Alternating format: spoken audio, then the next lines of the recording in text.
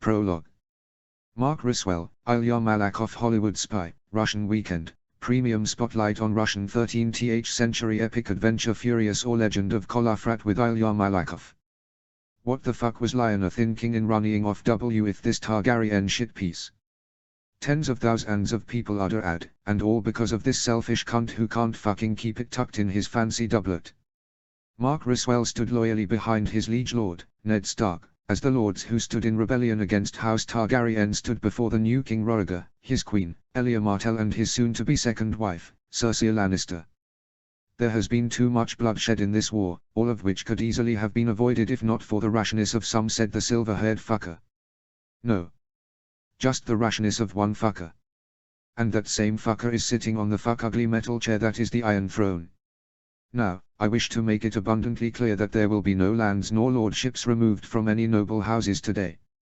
For though mistakes were made, noble houses need not pay for the mistakes of a few treasonous individuals, said the pretty-haired inbred. Southern lickspittles cheered and clapped for their idiot king's proclamation. By the gods, this makes me want to kill someone. And so, a punitive tax shall be imposed on the lords of the north, the Riverlands, the Vale and the Stormlands. At least, those who rose up against their king. Those whom were loyal need have no reason to fear this proclamation. This tax shall be enforced for the next 5 and 10 years, said the pretty bread pudding of a man. Doubled taxes for 15 years. You greedy cunt. Mark saw Ned's fist grip around the handle of ice. Ned, calm down. It will do the North no good to draw your sword here, Ashura gently whispered, holding his other hand. Ned let go of ice, but Mark could see the blood veins on his hands and his neck and how he looked like he wanted to slice the heads off of more than one here. And of course, I wish to offer my sincere condolences for the executions of Rickard Stark, Brandon Stark, Catelyn Tully, Jeffrey Mallister and Kyle Royce, he said before turning to a fat man wearing the armor of the gold cloaks. So manly, he said before the fat knight bowed his head. So fatly would be a better name for him. 5 coffins were brought in by the gold cloaks. 2 coffins had House Stark colors draped over them, and the other 3 had the colors of House Tully, House Mallister and House Royce draped over them. It was then that Ned finally spoke up. What of my sister, King Rhaegar? Ned asked angrily, with his wife Ashura still holding his hand, fearful of what Rhaegar may do. Of course, Lord Stark. Of course, he said before a 6th coffin was brought out. Ned looked at the coffins which carried his father, his brother and his sister in them. Mark glanced at the king and his 2 women. Whilst Elia Martell looked at the scene with pity, neither Rhaegar nor Cersei Lannister showed any sympathy. And as for the king's guards, only Lewyn Martell, Arthur Dayne, Barristan Selmy and Oswell Went looked sad at what they saw. And then Ned looked darkly up at the man whom was responsible for the deaths of all 3 Starks. And he wasn't the only one. All Northerners looked hatefully at Rhaegar. As did the Royces of Runestone, the Mallisters of Seaguard, Hoster and Brynden the Blackfish Tully of Riverrun. Young Edmure Tully fell to his knees and cried as he knelt by the coffin that carried his sister, a girl whom had been heavy with child, the last Mark had heard from his childhood friend, Brandon. Edmure's uncle Brynden helped him up and whispered some words to him before the inbred lizard spoke up again. Poor lad. He's too young to be witness to such cruelty, and to listen to the Targaryens call the murder of his sister an execution. Once again, I am truly sorry for these noble deaths. It is my sincerest hope that there will be peace and prosperity in my reign as king, said Rhaegar, at which there loud claps and cheers of approval from the southern lickspittles. It was then that his puffed up and ginger twat of a hand, John Connington, spoke. Now, oaths of fealty to his grace, King Rhaegar, the first of his name, shall be sworn. Lord Eddard Stark and the Bannerman of the North will be first, he said with a supercilious grin. Why us first? Because we're Northerners and you want to feel superior to us like you fucking Southerners have loved to do ever since Aegon the Conqueror came, saw and conquered. Is it because your ass is still sore from the ramming we gave you at the Stony September, Connington? Or is it to shove it in poor Ned's face when he had already suffered enough from you fucking cunts? No oaths will be made from any Northerner today, Ned whispered as he made the first few steps before the Iron Throne. Mark smirked for the first time ever since the war ended after the Battle of the Bells. No Riswell will swear any oath to a fucking Southerner for what you've done to House Stark and how you've insulted the North. Rhaegar looked pleased at Ned walking towards him. Connington grinned like a selfish cunt whilst looking lovingly at Roriger. Oh. I see. Does it hurt your feelings seeing your king have 2 wives? Do you hide in the closet and have a cheeky little wank whilst he fucks one or both of them? Or do you cry at night knowing that he will never feel the same about you, you ginger cunt? First of all, King Roriger, I want to ask just one question. Am I permitted that? Ned asked, looking at Roriger and then at John Connington. Connington looked angry that he would dare ask this. Roriger held up his hand to stop Connington from doing or saying anything. One, he said with a nod. How did she die? He asked. Yes. How did she die? How did young Lyanna die, you incest-ridden shitpiece? Queen Elia glared hatefully at Roriger as Ned asked this question. Roriger's lip curled and he looked down at his feet in shame for a moment before facing Ned again. A fever. She died giving birth to a stillborn daughter. I didn't intend for that to happen, Lord Eddard, he insisted with a sad tone, as though he genuinely didn't intend for it to happen and that he loved her. You dishonor a girl betrothed to another man and leave her heavy with child and without a fucking maester to care for her. As much as Barbary hates maesters and calls them grey rats, they do at least help when a woman is heavy with child. Or in this case, a girl not past 6 and 10. And now you expect the brother of said girl to bow to you and swear fealty to you. And her betrothed. Have you no fucking shame nor decency nor understanding? Ned rested both hands on the handle of ice before taking a few steps backwards. The last words I say today are no oath, King Roriger. Just these. The North remembers. And winter is coming. Ned turned around with Ashura and Mark followed them alongside William Dustin, Howland Reed, Theo Val, Martin and Roderick Castle, Jorah Mormont, John Umber, Willis and Wendell Marndaley, Ricard Karstark and Roose Bolton. You will swear fealty to your king, shouted John Connington. Arrest them, shouted Sir Fatley. Mark turned to see Sir Fatley draw his sword. He was only a few inches away from the commander of the Gold Cloaks. Mark drew his sword faster than they could. He sliced across the throat of one Gold Cloak before stabbing another and stood near their commander. Mark shoulder tackled him as hard as he could, fueling his rage with all hate he felt towards Roriger. Fucking southern cowards. Mark spat with a dark fury. The City Watch commander fell to the ground, his sword far from his hand as Mark stood above him and pointed his bastard sword at his skull. He spat on Sir Fatley's ugly face whilst the point of his blade cut his cheek. I've been wanting to kill plenty of arrogant southerners ever since this fucking war ended. Stop. Stop this, now, shouted the king as Sir Fatley pathetically begged for mercy. Is this what qualifies for a southern knight? Sir, sheathe your sword, said Roriger, looking straight at Mark, whilst all Kingsguard knights drew their swords and pointed them at him. Go and fuck yourself, you incest-born cunt. Mark darkly glared at Roriger and ignored his command whilst Sir Fatley still begged for mercy. Mark instead turned to Ned for orders. Let him go, Mark, said Ned. Mark glanced at the cowardly southern knight. Your lucky day, Sir Fatley, said Mark before he unsheathed his sword. Mark snatched Sir Fatley's sword as he stood up and then threw it into a flaming brazier. Mark rejoined Ned whilst John Umber and Ricard Karstark patted him on the back for killing a couple of southerners. Lord Stark. You will swear fealty to me as your king, said Roriger. I'd rather be cut down by the Kingsguard before I swear any oath to that fancy-dressed inbred cunt. You've heard all I've had to say today, snapped Ned before he resumed walking out of the throne room. And it won't be the last time you've heard me speak such words, Ned muttered quietly. Mark and the other northerners followed Ned and Ashura whilst Roriger continued calling Lord Stark. Lord Stark. Fucking southerners. We'll get you all for this. Ned said it. The North remembers. And winter is coming. Ashura, I. Roriger fucking Targaryen. I once thought you were a good man and that you would be a better king than your father ever was. But, it turns out that you're almost as bad. Thousands are dead because you cared more for fucking girls less than 10 years younger than you and abandoning them whilst they were heavy with child. Ashura was furious as she sat in her wheelhouse on the journey to Winterfell. And she pitied those she missed whom were still in the Red Keep. Lara. Miria. Rolla. Rhaenys. Aegon. Elia. And Arthur.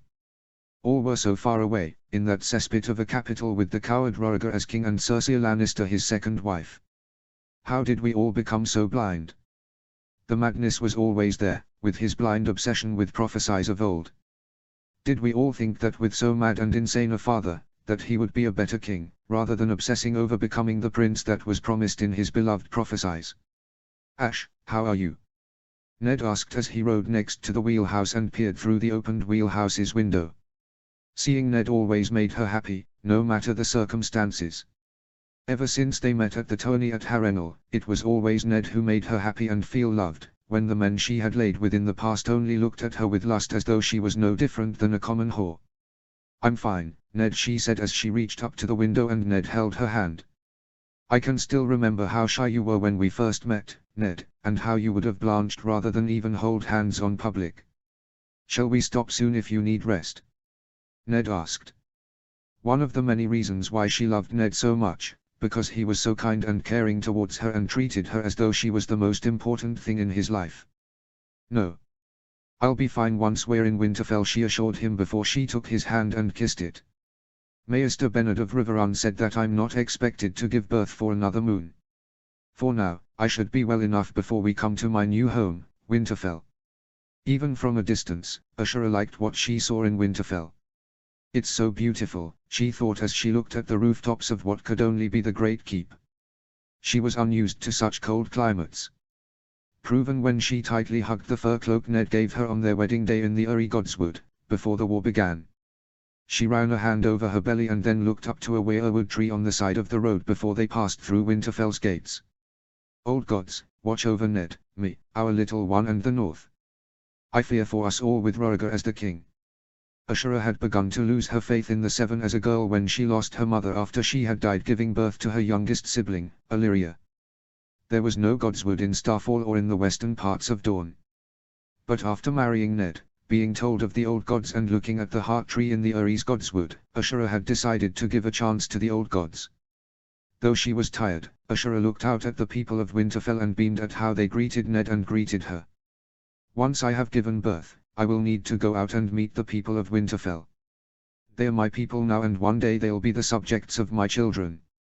She drew on her experiences with Elia of going around King's Landing and meeting the small folk and visiting orphanages, building stores and donating to homeless beggars. They came to the Great Keep and waiting for them was a young man, whom looked a little older than Viserys Targaryen, and had the same dark hair and grey eyes as Ned, Brandon and Lyanna. You must be Benjen. Brother, said Benjen as he ran to Ned before he had even climbed down from his horse. Benjen. Ned said as he hugged him and cried as he did so. Was any of this worth it, Rhaegar? Using a girl as a broodmare, abandoning her without a maester to care for her and not giving a damn when she died giving birth to a stillborn girl. And now you marry another woman, a fucking Lannister. How many families are ruined or destroyed all because you couldn't think or keep it tucked in your doublet? Ned opened the wheelhouse door and held his hand out for Ashura. Ashura took his hand and climbed down from the wheelhouse. Ash, this is my brother, Benjen. Ben, this is my lady wife, Ashura of House Dane, said Ned. Lady Ashura, said Benjen, bowing his head to her. Hello, Benjen, she said with a gentle smile. Stark, Ned. I'm a Stark now, not a Dane, she reminded him as she held her husband's hand. They retired inside the Great Keep. After being shown around the castle, Ashura had gone to bed. Though it was cold outside, she was pleasantly surprised by the warmth of the Great Keep. How is it so warm inside? She asked as they went to eat together. Warm water piping, connected to a lake. They've kept the castle warm for thousands of years, he explained as he ran his hands through Ashura's raven black hair. Ned kissed her gently before wrapping his arms around her and hugging her fiercely and protectively. Ashura noticed how he would hug her this way ever since they first heard the news of his father, sister and brother in the Uri. It didn't hurt when he hugged her this way. Ashura felt as though he was so scared of losing her too. 5 days after arriving in Winterfell, Ned and Benjen had taken Ashura to the Godswood. And it was there, that she could feel the power of the old gods. As she looked at the faces on the heart trees, she could almost feel their presence around them. Do they approve of Ned and I? And our child? Oh. Fuck. What in the seven hells? Ashura took deep breaths as she tried to sit properly, but she was beginning to hurt and scream. Ash! Ned said, rushing to her and holding her. Ned, I think this is it, she said, as her memories flashed of seeing what Elia went through as she gave birth to Rhaenys and Aegon. Ned stared in shock before turning back to Benjen. Run and find Maester Wallers. Benjen needed no telling twice and sprinted all of the way back to the Great Keep. Ashura lay down on the ground, rather than try to stand and get to her chambers. I don't have long. I remember how little time Elia had as she was taken to her chambers on Dragonstone. Breathe, take deep breaths, Ash said Ned as he held her hands and helped pull her dress up, just as Benjen and Maester Wallers arrived, both running towards them. As much as she tried to breathe, Ashura only screamed as she felt the pains all over her body. Why does this hurt so fucking much? My lady, everything is okay. Just push. You can do it, said Master Wallers. Ashura pushed, but screamed as she did so. It's okay, Ash, you can do this, said Ned as he kissed her head. Ashura held Ned's hands as she pushed again. Again, my lady. You're almost there, said Maester Wallers. Easy for you to say. You've never given birth. Ashura screamed as she pushed again but found it hard to breathe. I can't breathe, she barely managed to say. You can. You can do this, Ash said Ned. As she managed to push again, she could hear Maester Wallers again. I can see the head. Just once more, my lady, and it'll be over, he said. Ashura pushed again and she could hear crying as she took deep breaths. It took a moment to realize that it wasn't her crying. She looked to Ned and then to Benjen to see neither were crying. And then she saw Maester Wallers holding a baby in his thin arms. My lord. My lady. You have a handsome and healthy baby boy, he said. A son. Ned took their son in his arms and cried as he held him. He beamed at his son and then sat down beside Ashura as Benjen helped her to sit up against a tree stump. Our son. Our son, said Ned as he kissed their son's forehead as he started to calm down and then kissed Ashura. He put his arm around her shoulders and kissed her again before passing him to her. Congratulations, Ned, said Benjen as he knelt down and held his nephew's tiny hand in his own. He chuckled as he beamed at the baby boy. Come, my lady. We must get you both inside, said Maester Wallers. Ned and Benjen helped Ashura up as she closely and protectively held her son. As they sat together in the solar of the Lord of Winterfell, Ashura rocked her son as he no longer cried and beamed at him as he looked at Ashura with curiosity. What will you call him? Benjen asked. John. Ned suggested, thinking of course of his foster father. What of Robert, suggested Benjen. How about Prydain? Both Starks looked at her. Prydain? Benjen asked. I read it in a book about the Old Tongue a few days ago. It's the word for north in the Old Tongue, she explained. Ned nodded as he started to say the name out loud. Prydain. Prydain, he said. Her son suddenly started cooing. Ashura giggled as she looked back down at her son. Prydain it is. I think he likes it, said Ned with an excited smile. Ned stood next to Ashura and Prydain and played with Prydain's tiny hands. Hello, Prydain Stark, he said with a beaming smile. Notes. I chose the name Prydain, which originates as an ancient /medieval Welsh name for Britain. Chapter 3, Light at the End of the Tunnel. Chapter text. Jaime, I'm not in the Kingsguard anymore. So why does he still haunt my dreams still? Jaime wondered as he walked out of his tent and looked outside at the countryside of the Westerlands. Gods, it's good to be back home. Just as I was getting used to the stench of King's Landing and getting used to the japes of Sir Oswyl. Thinking about the Kingsguard, Jaime felt a pang of guilt. Whilst he didn't have many fond memories of Sir Jonnet Hoare or Lord Commander Hightower, he liked Sir Barristan, Sir Oswyl, Sir Arthur and Sir Luwin. They were always good to him as he learnt about being a knight of the Kingsguard. But all illusions of glory and being remembered as a great Kingsguard knight were soon dispelled. In his dreams he saw the burnings of men in the throne room. He saw how Rickard Stark burned whilst Brandon Stark and Catelyn Tully were both being strangled to death. And his eyes became teary as he remembered the many times he was stationed outside of Queen Rulla's chambers and heard how Aerys beat her and raped her. And Cersei is there now. Uncle Kevan may be there, but I should be there too, to protect her. Rhaegar isn't as perfect as Cersei dreamed he was. I think I've spent more time playing with Rhaenys and Aegon in my 2 years as a Kingsguard knight than Rhaegar has, and he is their fucking father. Are you alright, Jaime? A voice said. Jaime turned around to see Uncle Gerion, his and Tyrion's favorite uncle, and also the funniest. Yes, just bad memories keeping me from sleeping, uncle, he replied. And the smell of burning and the sounds of a man struggling for breath chilling me to my feet. Are you worried about Cersei? Yes, he replied as they both sat down and looked out at the Westerlands and the Golden Tooth 30 miles to their east. She's got Kevan there and over 200 red cloaks. She'll be fine. And Casterly Rock needs you back. And your father may not admit it, but he needs you, he said. You're right. Father will never admit it. At least it'll be good to see Tyrion again, and to feel the warm air of the west whistling in the highest points of the rock and to breathe it again. Father will have me get married soon, won't he? He asked. Yes, he will, he said with a nod. I don't suppose you know who it will be. Jaime wondered. There can't be that many ladies from the houses of the Lords Paramount to wed into, now that Lysa Tully is married to Elbereth Targaryen. I don't. But, I know for a fact that the Bannermen are upset that Tywin is so obsessed with Lannister supremacy that he's basically forgotten all about his Bannermen and all that they've done for House Lannister and with little to no reward. So, a marriage with one of them should keep them satisfied, said Uncle Gerion with a shrug. Does father know about how his Bannermen feel? Asked Jaime. This is your father we're talking about. He knows everything, said Uncle Gerion. They both chuckled briefly before Uncle Gerion looked up at the stars in the night sky.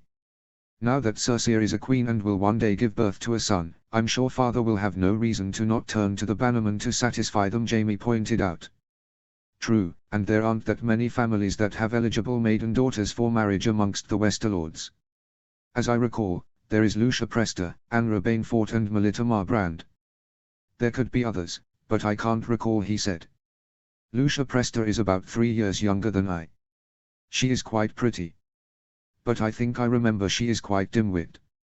She must be if she fell for the charms of my free cousins Cleos and Lenor. Why any woman would want to willingly fuck not just one free man, but two, is beyond my reasoning. Anra Bainfort on the other hand is 5 years younger than I. She is plain looking and well read, and I've often seen her reading in Casterly Rock's library with Tyrion. He likes her because of how she likes his japes and the debates they have about history, politics and rulership. She'd be a wise lady of Casterly Rock, or anywhere in fact, once she was old enough. And as for Melita. Lovely Melita, sister of Adam. She is beautiful, clever and kind. Though Adam would gladly kill me if I ever mistreated her, in spite of any friendships we once had when we were boys with Lyle Crickehall and being trained in Casterly Rock. Perhaps if I do wed, it will take away the horrible memories of my time in the Red Keep. I don't care about glory or being remembered forever anymore. I just want these fucking memories to stop haunting my sleep to the extent that I would go as far as to use my sword on myself. Eddard I. The doubling of the taxes has cost us nearly an entire amount of gold that was to be used to pay for a shipment Mirish oranges and Volanten salts, my lord, said Maester Wallers. Fucking Rhaegar. Do you want the North to be so desperate as to borrow from the Iron Bank of Bravos? Thank you, Maester Wallers, said Eddard as he looked at a map of the North and wondered as to what he could do. Eddard sighed as he ran his fingers through his hair until he heard the familiar footsteps of Ash at the doorway. Eddard turned around to see the love of his life join them in Father's solar. We're not disturbing anything, are we? Ash asked with her beautiful smile on her face. Just looking at her smile reminded him of how he had fallen in love with her in the first place. No, come, said Eddard when he noticed that she carried their son, little Prydain.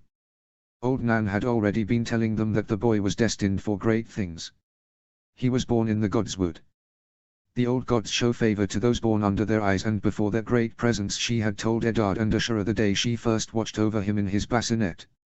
Maester Wallers was just telling how much coin we have now that the extortionate taxes have just been paid to King's Landing, said Eddard before he looked up at a tapestry hanging on the wall. It was of some of the greatest kings in the north. Brandon the Builder. Theon the Hungry Wolf. Brandon the Breaker. Brandon the Shipwright. What would these great kings in the north think of me if they could see me now? Would they think me weak for submitting to the fucking dragons like Torren the king who Neld had done? I must do something.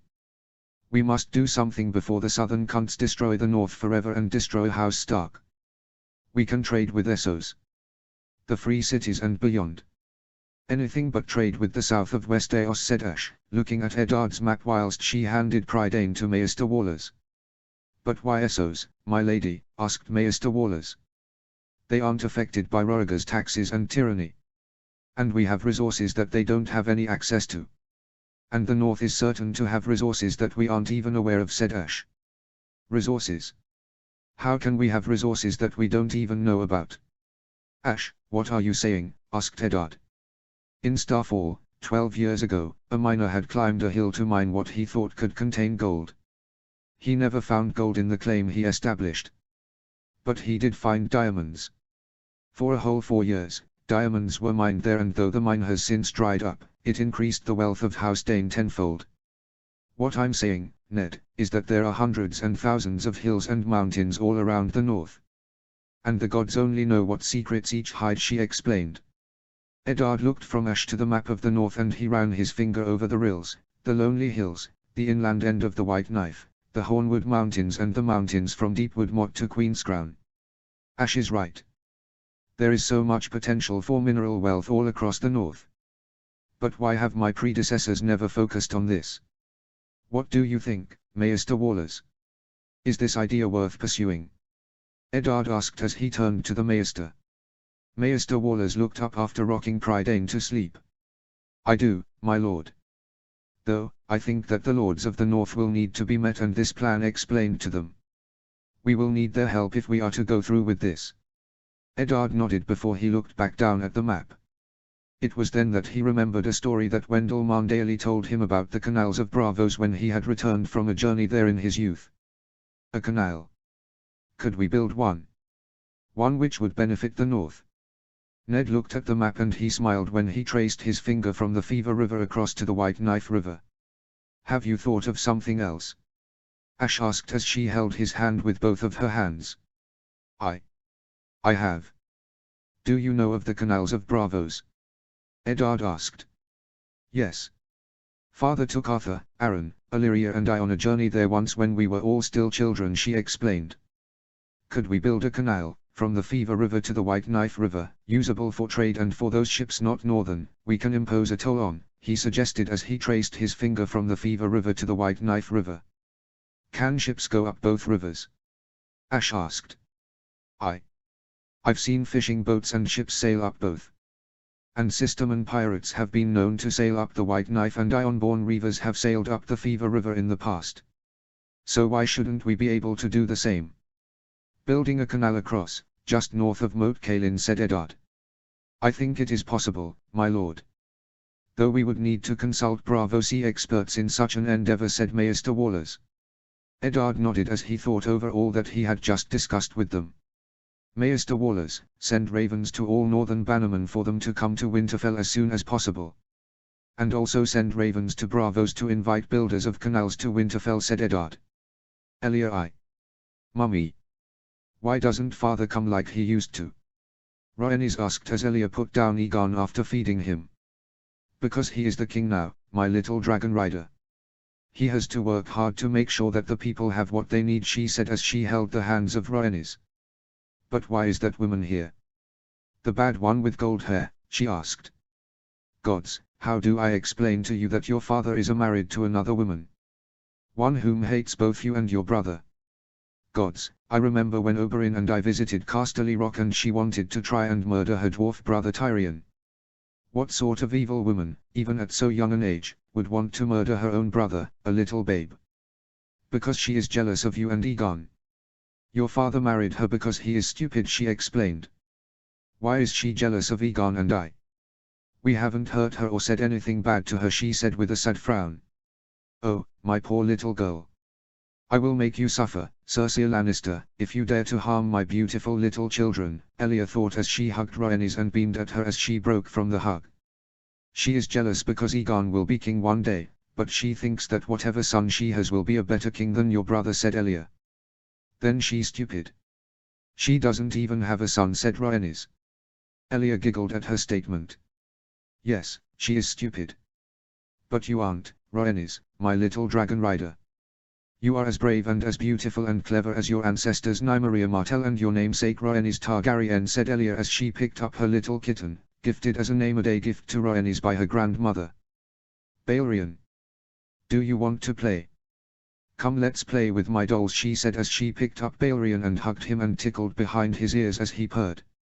Elia left the maids to play with Rhaenys and to care for Aegon whilst she left the chambers and saw Arthur and Sir Barristan waiting outside.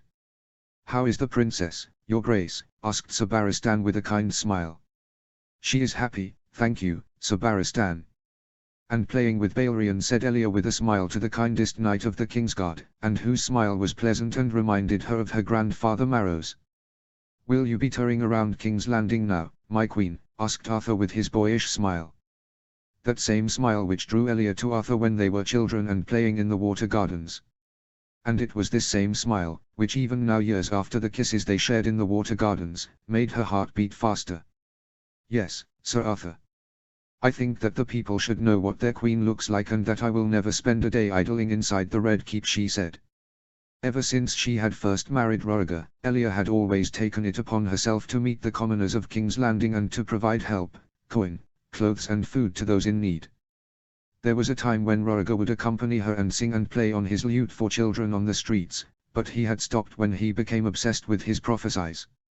Elia left the Red Keep, accompanied by Arthur and Sir Alisa. Before the rebellion, Elia had met Sir Alisa on numerous occasions. He was an incorruptible and honourable knight and officer of the Gold Cloaks and would never mistreat the small folk.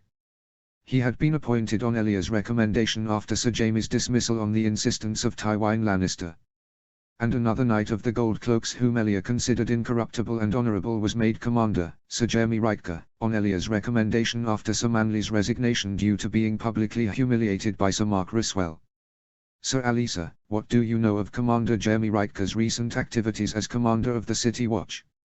Elia asked as they left the Red Keep and headed to Flea Bottom. My queen, I know that Sir Jaime has been sending any gold cloaks he knows have mistreated small folk or extorted from them to the wall, he replied. Good. Very good, she said with a smile as she noticed a few carts arriving through the Street of Silk. Excellent. They've arrived sooner than I thought. Elia, Arthur and Sir Alisa were accompanied by 20 household soldiers of House Targaryen and another 20 of House Martell along with a dozen servants. Just as they were walking into Flea Bottom, small folk were cheering for her, clapping and welcoming her. She noticed Arthur and Sir Alisa grin mischievously when the three heard a loud man say, "Welcome, our true queen, and not that Lannister pox." Lannister pox indeed. Good people of King's Landing, Elia tried to say, but her gentle voice was drowned out by the adoring crowds. Be quiet for her grace, Queen Elia. Sir Alisa bellowed out. As they had quietened down, Elia turned and softly said, "Thank you, Sir Alisa." As he nodded in reply, Elia spoke again. My good people, I bring to you today gifts recently arrived from the Reach. Fine clothes, shoes, bread, fruits and vegetables, all for you at no cost, she said with a beaming smile. The claps and cheers were louder this time before she raised her hands to be heard again. And today, I have spoken with builders to have new fountains and springs built in Flea Bottom and across the city for your benefit, so that no one will go thirsty next year or in the next 10 years. Thank you for hearing me today, and please, take what you and your families need, she said as she gestured to the carts arriving. The people clapped and cheered once more before the carts were opened and the servants whom accompanied her began to hand out bundles of clothes and food to the small folk.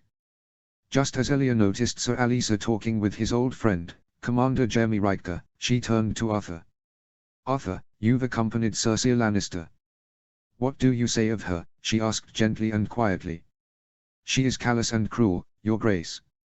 And she thinks you weak for gifting charity to the small folk, he replied. Weak? How is it weak to be as good as a queen should be to her subjects? These small folk are the ones who pay taxes, grow crops, make our clothes, construct new buildings, fight for us in our wars. They provide us with what we need every day whilst struggling to make ends meet for their own families. How is it weakness to try and repay everything that they do for us? What does Tywin Lannister teach his children? No, Jaime Lannister was never like this.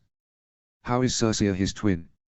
I almost find it surprising that she is the twin sister of Sir Jamie, Elia commented with a grin. As do I, Your Grace, said Arthur with that same boyish smile. Your Grace. Come now, Artie, we mean much to each other than that. Artie, I've told you before, I'm still Elia, not just the Queen, said Elia. Elia saw how Arthur's eyes twitched and his fingers curled into fists. I'm sorry, Elia. But, I cannot, he said, still facing away from her, but his eyes were focused on Elia. Elia reached out for his hand and touched it. She saw how he gulped and gently held her hand as he closed his eyes. Elia turned back to the commoners when a father and his young son stood in front of her. 7 bless you, Your Grace, he said as he held an armful of bread and fruit whilst his 2 sons held clothes fit for them. And to you, good man, and to your handsome little son, she said with a beaming smile to them before kneeling down to come face to face with the young boy. Hello, what's your name, she asked. Eldred, Your Grace, he said with a shy smile as he looked down at his feet. Would you like a sweetie, Eldred, she asked as she picked out some sweeties from her dress pouch which she sometimes gave to Rhaenys. Yes, please, Your Grace, he said with a big smile as he looked up at her. She passed him a sweetie and he ate instantly and looked enamored with the taste. Now, what do you say to the Queen, lad, asked his father. Thank you, Your Grace, he said with a beaming smile. You're welcome, Eldred. I hope that one day my son Aegon is as handsome and as polite as you, she said before she leant in and kissed him on his forehead. Arthur helped her stand up again whilst little Eldred blushed at being kissed by Elia. The people still cheered and clapped for her as they left Flea Bottom and walked back to the Red Keep. Your Grace, forgive my free tongue, but is it wise to spend so much coin on such projects so soon after the war, in spite of it being on the small folks' behalf? Sir Alisa asked. You need not worry, Sir Alisa. There is more than enough coin to both repair damages done from the war and to help provide for the people of King's Landing, replied Elia. As opposed to Rhaegar spending coin on finding scrolls speaking of prophecies 10 times as old as the Targaryen dynasty. It was then that Miria came walking towards them. My queen, a raven arrived for you. It's from Winterfell, she said. Winterfell? Ashura. Gods, I hope she is well. And I hope she hasn't endured a hard birth like I had done when Rhaenys and Aegon were born. Thank you, Miria, she said with a smile before she took the letter and broke the seal. Elia beamed as she read the letter. Good news, Your Grace, asked Arthur. Yes, Sir Arthur. You are now an uncle. To a handsome little boy called Prydain Stark, said Elia. Arthur beamed proudly at the thought of being an uncle now. I hope I can visit Ash and Ned soon and meet their little Prydain. Chapter 4, A Game of Intrigue. Chapter text. Arthur 2. I'm an uncle now, Arthur thought as he sat on his bed in the White Sword Tower. He reread the letter Ash had written to Elia about how she had recovered from the pains of giving birth and that her little son Prydain was healthy and strong, in spite of being born in Winterfell's Godswood rather than the Maesters' chambers. I can't wait to see Ash again. I miss her so much.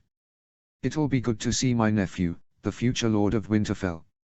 Ned will raise him to be a good and honorable man. Which is more than can be said of Rhaegar. Thinking of Rhaegar brought his mind back to Elia, and how she held his hand when they were in Flea Bottom. Why is it, less than 10 years after the last time we were in the Water Gardens, that I still feel like a lovesick little boy when our hands meet? She is the most gentle, kindest and most beautiful woman I've ever known. No matter what happens, I will always love her. Arthur walked to the nearby desk and took a quill, an ink pot and some parchment. He heard footsteps behind him. He turned around to see his sworn brothers, Oswell and Barristan. Sir Arthur. How was your patrol with Her Grace? Asked Barristan. It went well, Sir Barristan.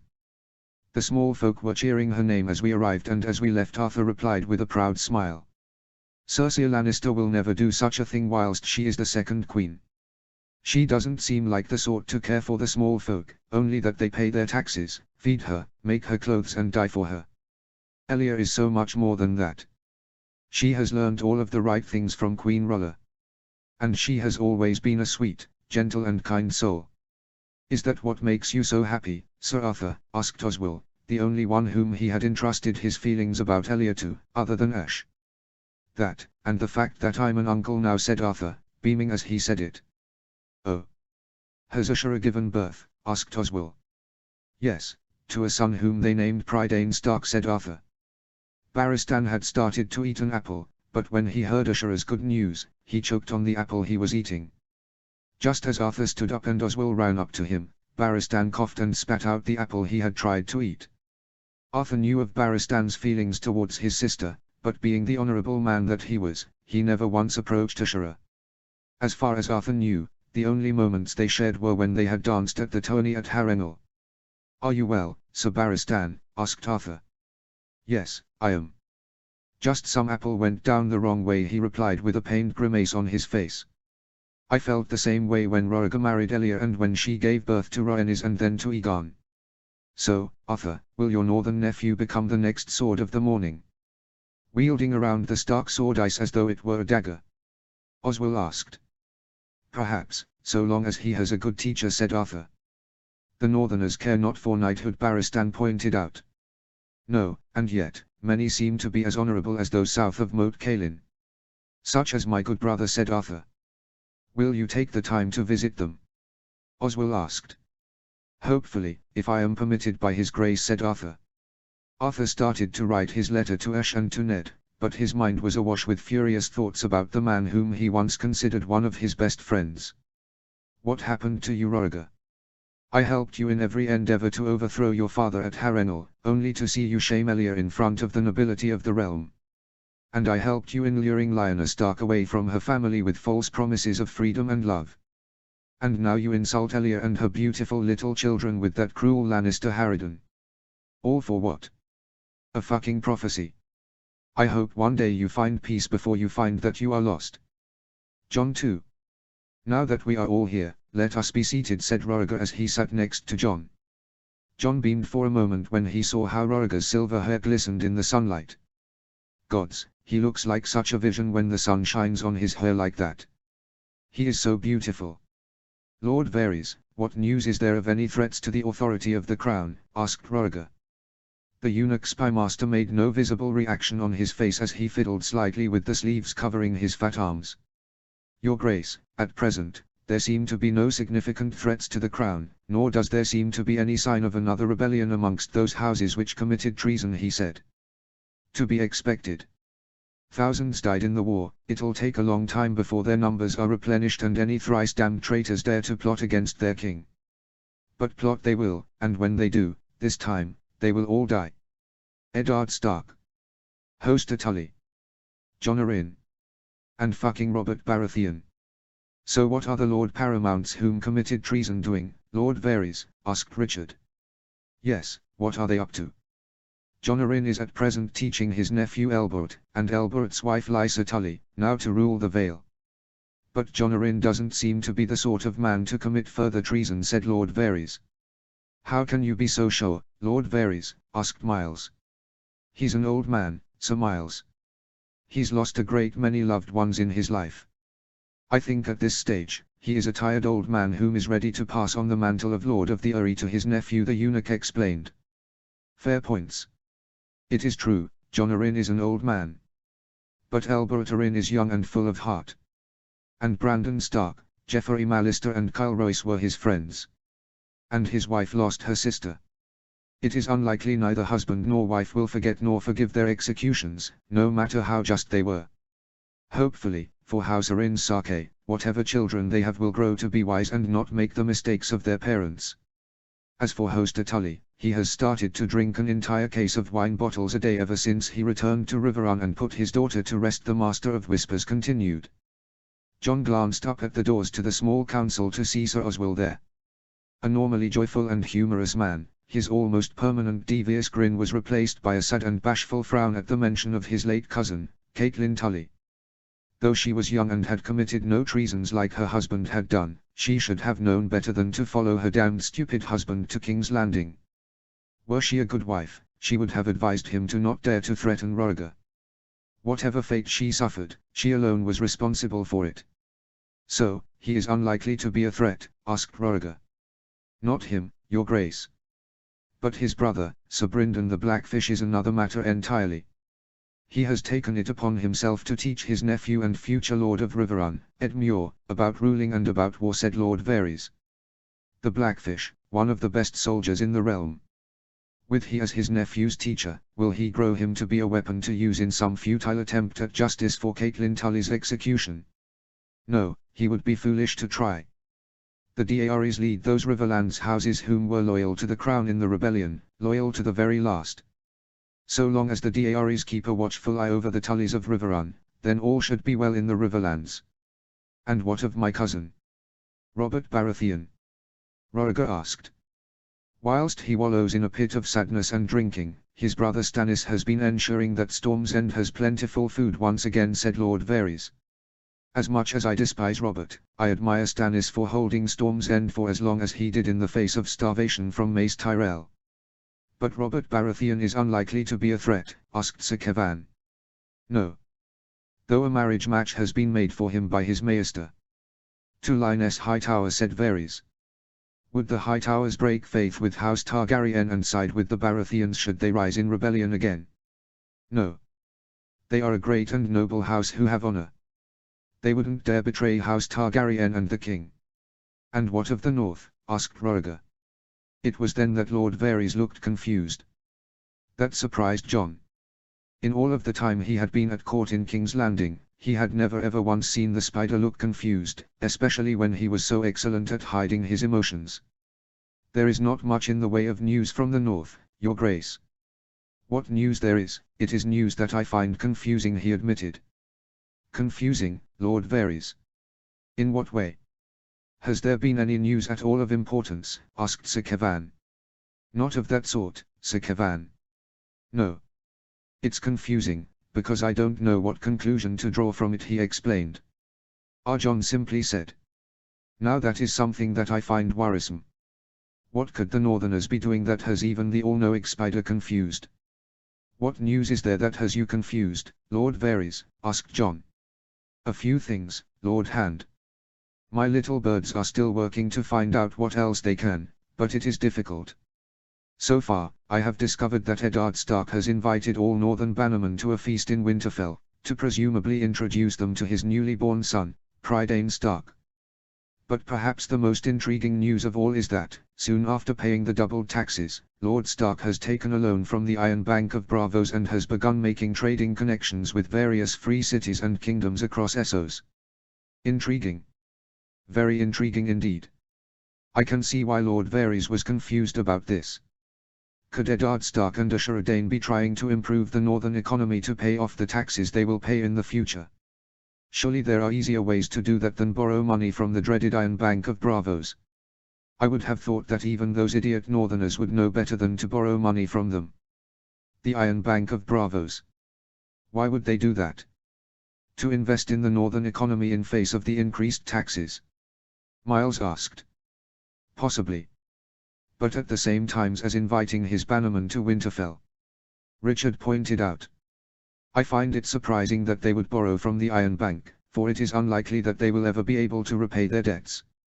Lord Varys, do you know how much they borrowed from the Iron Bank? Said Sir Kevan. I do, Sir Kevan. A total of 200,000 gold dragons, he replied. 200,000 gold dragons. What is Eddard Stark doing? What is there in the north that they could be investing in that would help them repay a debt such as that to the Iron Bank of Braavos? It's naught but a frozen and barren wasteland with nothing to contribute to the world other than old trees that they worship, and yet their old gods allow dogs to piss on their trees. But then again, borrowing that sort of money from the Iron Bank of Braavos may seem like a surprise, and yet, it doesn't seem to be a threat to us or to the realm, said Jon. How can you be so sure, Jon? Roriger asked softly. Gods, I love it when he says my name like that. Your Grace, let's be forthright. It is unlikely that Eddard Stark will be able to repay a debt of that kind to the Iron Bank.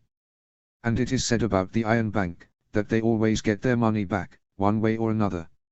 So, if they do dare to make an enemy of the Iron Bank, then we have no reason to fear them, for the Iron Bank is perhaps one of the most dangerous enemies one can make in the world. Ashara too. Good luck, brother. The next I see of you, you'll be all in black, said Ned as they met Benjen at the gates of Winterfell, with Ranger Gia Mormont and his group of brothers of the Night's Watch. It was always my color, said Benjen before they hugged. Benjen hugged Ashura and then looked down at Prydain. Next I see of you, little Prydain, you'll be a big, strong and handsome young lad, won't you, he said before he played briefly with Prydain's little hands. Benjen climbed onto his horse and followed Ranger Mormont, and they left the Great Keep, accompanied by a dozen other recruits for the night's watch, some willing, others prisoners. It's just us now. We three are the last Starks in Winterfell, said Ned as he watched Benjen leave. Whilst Prydain was curled in her arms, Ashura snuggled close to Ned and kissed his cheek. It's okay, Ned. Benjen will be okay in the night's watch, and Prydain has us teaching him, said Ashura. My lord, my lady, said a voice behind them. They turned around to see Ned's steward, Veon Poole. The statues have been completed, he said. He brought them to just outside of the Winterfell crypts, and standing in front of the doors were 3 statues. One of Ricard, the second of Brandon, and the third of Lyanna. Ned reached up and touched the faces of each statue, as if trying to will them back to life. Have them set up, Veon, said Ned, turning away, as though too pained to look at them for any longer. Of course, my lord, said Veon. Ashura walked with Ned to his solar, and once inside, Ashura placed Prydain in his bassinet. I've been thinking about the past, Ash, and I've been wondering if the best future for the North is in Northern independence, said Ned as they sat down. Northern independence? Is that possible? Ned, are you sure? What would the Bannermen say? She asked. Most of them voiced such a thing on the journey back to the North, said Ned. And, I don't see the North benefiting at all from Rhaegar's rule.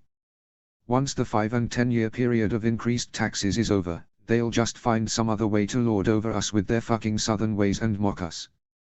The fucking Southerners have mocked the North for centuries, even more so when Torrhen Stark bent the knee to Aegon the Conqueror. They call us barbarians, savages, wildlings, cannibals and heathens. If they call us as such, why do they even want us in their fucking realm? They've looked down on the North and taken us for granted. Father tried to integrate the North with the South, and he and 2 of his children are dead because of his ambitions and because of the Southerners he thought we should aspire to be more like. The North has been loyal to the Targaryens, and for what? Queen Alysanne stealing our lands and giving them to the Night's Watch. The Pact of Fire and Ice was broken after the dance, and many Starks and Northerners died to conquer Dorne for the Targaryens. When have they ever been fucking good to us? Ned wondered out loud. Ned, my love, this is very serious. You know that whatever you decide, I will be beside you. But this is a dangerous path, and it will be one in which there is no going back, said Ashura. Ned nodded and stared her hard in the eyes with his beautiful grey eyes. Whilst others saw dull and grey eyes, Ashura saw the beauty of his grey eyes and how they matched his temperament and the North. I'm not putting up with the Southerners for any longer. They've looked down on the North for too fucking long. This is the last time that the North will bow to the South. If the North is to be safe from the fucking inbred maggots in King's Landing, then it must be independent, said Ned. Less than 300 years of Targaryen rule, and how has the North benefited? Not at all. Life in the North is still the same as it was when the North was last independent. If the North is to be strong and to protect the Northerners from King's Landing, then the North must be independent. They are strangling the North whilst leaving us only a few scraps to pay their fucking extortionate taxes. What of Moat Cailin? If the North is to become independent, Rhaegar will invade to try and take it back. Moat Cailin will need to be restored to its former glory, said Ashura. I've written to Howland to see if there are any writings or sketches on the building of Moat Cailin in Greywater Watch. The grounds around Moat Cailin are swampy, said Ned. A geographical advantage against any potential invading army. There was a knock on the door. Enter, said Ned. Ashura looked up to see Maester Warlers enter. Pardon, my lord. My lady. 2 ravens have arrived from King's Landing, he said, holding up a letter. Ashura took one letter and Ned took the other. She beamed when she broke the seal and read the letter. It's from Arthur, she said. And this is from Elia, said Ned, holding it up for Ashura. She's coming to Winterfell. Ashura asked out loud as she read it. Though the Bannermen won't be happy if they find out that we are welcoming one of Rhaegar's queens to Winterfell, Ned pointed out. They'll be placated when they hear of what you plan for the North and your ultimate intentions for the North's security, said Ashura. Ned, not a single Northern house chose to side with the Crown during the rebellion. No northern house has any love for the South or for Ruriger. You said it yourself, the South doesn't care for the North. And the bannermen know this all too well. Once they know of what we intend, then they will surely follow us, said Ashura. Ned nodded. Aye, Ash, he agreed. Eddard too. Finishing his reading of the reports given to him by the Norvoshi mining surveyors and Mirish geological experts, Eddard breathed a sigh of relief that Ash's plan had worked better than they could have ever anticipated. All this mineral wealth left in the mountains and hills for thousands of years had been absolutely undisturbed, until now. At the feast, once Prydain had been fed and had calmed slightly, the bannermen of the north all came to give their congratulations. The great Yonumba was particularly glad that Prydain had been born in the Godswood. The old gods will show favor to those whom were born under their own eyes, he said as he boisterously patted Eddard on the back. Eddard looked to Ashura once Eddard was certain that the time was right to tell the bannerman. Now, he whispered. Yes, now, she said as a maid took Prydain away to bed. Eddard stood up and raised his voice. My lords and ladies, he called. All turned to Eddard in silence, having heard him raise his voice. It gives me great pleasure to welcome you all to Winterfell's halls after such troubling times and to give your congratulations to Prydain's birth, he said. Cheers were made by the rowdiest of northerners in the hall at that, such as the Umbers, Carstarks, Dustins, Mormonts and Marndalis. Others such as the Foresters, Glovers, Boltons, Riswells and Flints were quiet and merely raised their mugs up high. But now, there are other matters I must bring up now that we are all gathered here, said Eddard. It turned quiet again in the great keep's feasting hall. We all know of that worm of a Targaryen and his demands of us to pay double the annual taxes. This is something that 5 years ago, we wouldn't have been able to stomach and afford winter crops for our people. A great shout of no, thieving southern cowardly cunts, and frilly Targaryen shits, came from all around the feasting hall. However, I bring good news that will help us pay these fucking thieving taxes and provide us with more than enough gold to provide for our future and to have enough crops across the north to make certain that none will go hungry when winter comes. 2 moons ago, I reached out to miners and resource surveyors from Myr and Norphos to come to Winterfell to find out if the nearby hills and mountains possess any valuable minerals and resources. And today, I was brought the results of their finds. As well as iron, bronze and copper, they possess gold, silver, gemstones, diamonds, electrum and zinc. He paused to let that sink in for his bannermen. They were quiet with surprise and amazement. Eddard was surprised to see even the unemotional Roose Bolton raised both his brows at hearing the report. Needless to say, my lords and ladies, if all of this was found in just the hills and mountains in the lands of Winterfell, what other discoveries are there across the north, he continued. But, Ned, what about those of us who call Mounain's own, asked Theo Val. Champion Theo, I have no intention of desecrating mountains, especially not those which are sacred to us and to the gods. If you wish for hills or mountains in your lands to be searched and surveyed for potential mineral wealth, then I will send the men to you. Otherwise, that brings us to my next 2 plans. Many will think I am as ambitious as my ancestor, Brandon the Builder, when I say this, but I intend to build a canal from the end of the Fever River so that it meets up with the White Knife River, said Eddard. To what end, Ned, asked Willam Dustin. To shorten sea voyages. And build a sea connection from Flint's Finger to White Harbor, passing through north of Moat Cailin. This will benefit our trade across the seas and any southern or Essozi ships wish to use it may, after they've paid a toll of course, said Eddard. And your third plan, Lord Stark, asked Roose Bolton. To build glass gardens in full force across the north, my Lord Bolton. There must be at least one in every village, town, city and castle. If we are to feed our people in a long winter, then we must have as much food at hand. I will not have us waste coin in purchasing crops or food from the southerners when we are already paying far too fucking much in taxes to that thrice cursed Iron Chair, said Eddard. So my lords and ladies of the north. What say you all? Eddard asked. He looked around and saw that they were still taking it all on board what he had announced. The first to stand up and speak, unsurprising to Eddard, was the great Yonumba. Ned. Fuck the southerners, I say. They have some fucking nerve to steal what coin we work hard to make. They tell us that our cause in the rebellion was unjust, after what they did to Lord Rickard and to Brandon and to Lyanna. Whatever it takes to make the North reliant on itself and no other, then I say we go for it. The other bannermen all voiced their approvals of Eddard's plans as they all stood up and loudly agreed to it. Good. Now all that remains is to begin the excavations and mining in the hills and mountains that possess the wealth we need to survive Targaryen madness. And once we are ready, the time will come, for the North to be free, as it was always meant to be. Chapter 5, A Spy Sent North. Chapter Text. Elia 2. I still don't understand why you would wish to visit the North, Elia. It is a frozen and barren wasteland, said Rhaegar as Elia thanked the servants whom had finished packing her necessary belongings.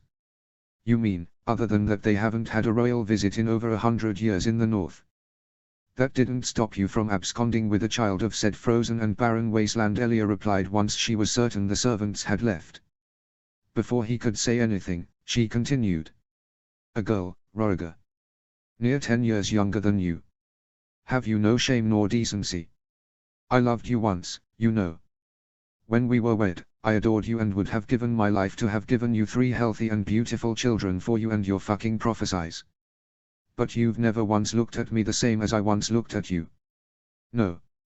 All you cared about were your fucking half-mad and delusional prophesies. And now you insult me, House Martell and Dorne, by marrying that Lannister bitch. It was the only way to guarantee the support of Tywin Lannister in removing my father from the throne, he insisted. And now look at you, a pitiful excuse for a man, she said. I am the king, he snapped. Yes, and one who already has many hating you. Half the Riverlands, half the Stormlands, 2/3 of the Vale, all of Dorne and all of the North. And it hasn't even been a year, Rhaegar.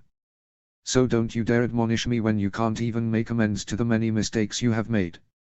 Once the rebels have seen the great peril as I have, all will be forgiven and they will see that I was always right and that I had the best intentions of the realm in my mind, he said. And do you think that they'll forgive you for issuing those fucking extortionate taxes? When they are struggling to repair war damages and grow crops for when winter comes. Look at the North, they are a poor country and yet you issued them double taxes. Sometimes, in spite of the many books and ancient scrolls you obsess about, I think you are genuinely fucking stupid. Elia, please, he said, reaching out for her hand. No. Not another word, Rhaegar. The last dragon. You're naught but a miserable fucking worm. I only hope that you will show more love to your children than you have to your first wife and to the girl you kidnapped, she retorted before leaving her chambers. I didn't kidnap her. Rhaegar called. And yet you left her to die. You didn't leave her a fucking maester. Elia retorted. I couldn't bring attention to the tower. Rhaegar pleaded before Elia could no longer hear him. Elia kissed and hugged Rhaenys and Aegon goodbye before leaving their chambers and finding Sir Barristan outside. Sir Barristan, a moment please, she said. Of course, my queen, he said, approaching her.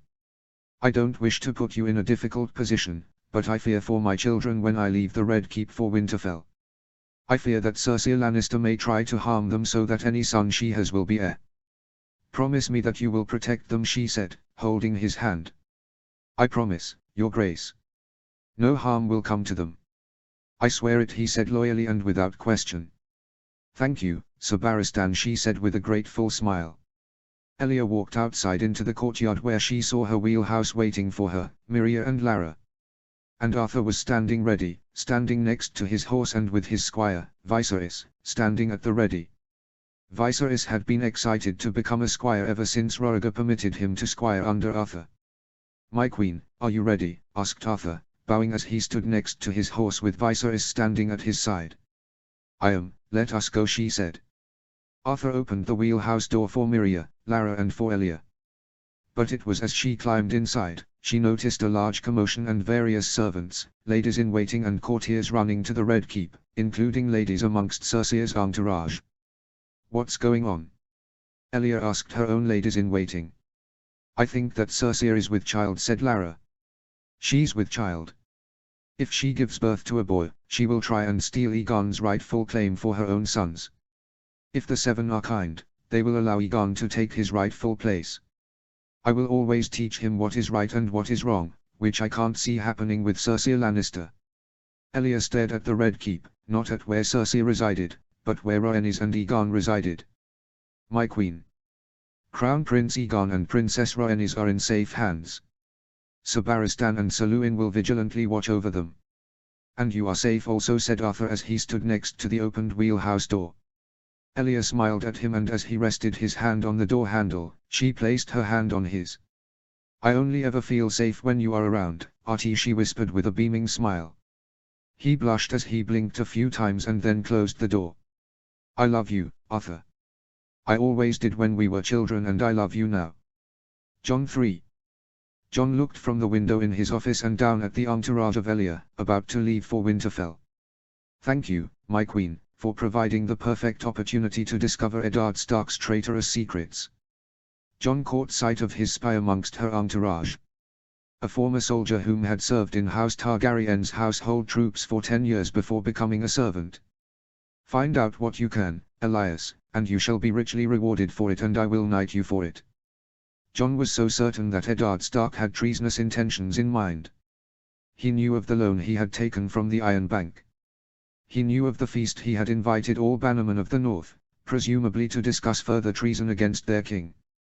As Hand of the King, I may know little about spycraft as Varys the Spider does, but I will not let potential treason from taking further root in the North. They may hate the Iron Throne for the taxes issued, but then again, they shouldn't have rebelled in the first place against King Aerys, when he had every right to execute Rickard and Brandon Stark. We were too lenient to the Northerners and to all of the rebels and traitors. We should have had hostages from all rebellious families brought to King's Landing. Though as he thought about this, he could hear commotion outside of his office. My Lord Hand has made it clear that he is not to be disturbed, Sir Jonat Hor, said Kylers. Sir Jonat Hor. Jonat Hor D'Arry of the Kingsguard. But what is he doing here? Jon opened his door and called down to his steward. It's all right, Kylers. Send him upstairs, said Jon. Yes, my Lord Hand, said Kylers loyally. Father was always right about Kylers. He is a happy and content man and has no ambitions in his life other than to see his children have a good life in comparison to the one he had as a child. Whatever he asks for his children in the future, I will never ever hesitate to agree to. Why is it all lords of the realm can't be as content as Kylers with their lot in life and not seek to rise so high above their station? The world would be a much better place if there were good men without ambitions amongst the lords of the realm. There's always someone whom wants to play the Game of Thrones in a noble family in the realm. Sir Jonat Hor D'Arry, a good and honourable knight, walked up to Jon Solar. Sir Jonat Hor was perhaps not as good a fighter as Sir Arthur, Sir Barristan or Lord Commander Hightower, but he was without a doubt loyal to the death to his king and always followed his orders without question. It is important that Rhaegar has honourable knights such as he around him. My Lord Hand, said Sir Jonat Hor, bowing his head. Sir Jonat Hor. How may I be of service this day? Jon asked. His Grace bids you to join him in the royal bedchambers, my Lord Hand. Her Grace, Queen Cersei carries his child, Grand Maester Pycelle says, he replied.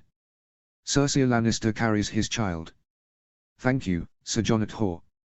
I shall join them as soon as I have finished my work here, he said as he glanced back at his desk and the letters he was responding to and the reports he had been reading. Very good, my Lord Hand. I shall inform His Grace, he said with a bow. Jon closed the door and walked back to his desk and reached for his wine cup. It had recently filled to the brim by a servant. He lifted it up and drank the cup whole as he felt salty tears sting his eyes.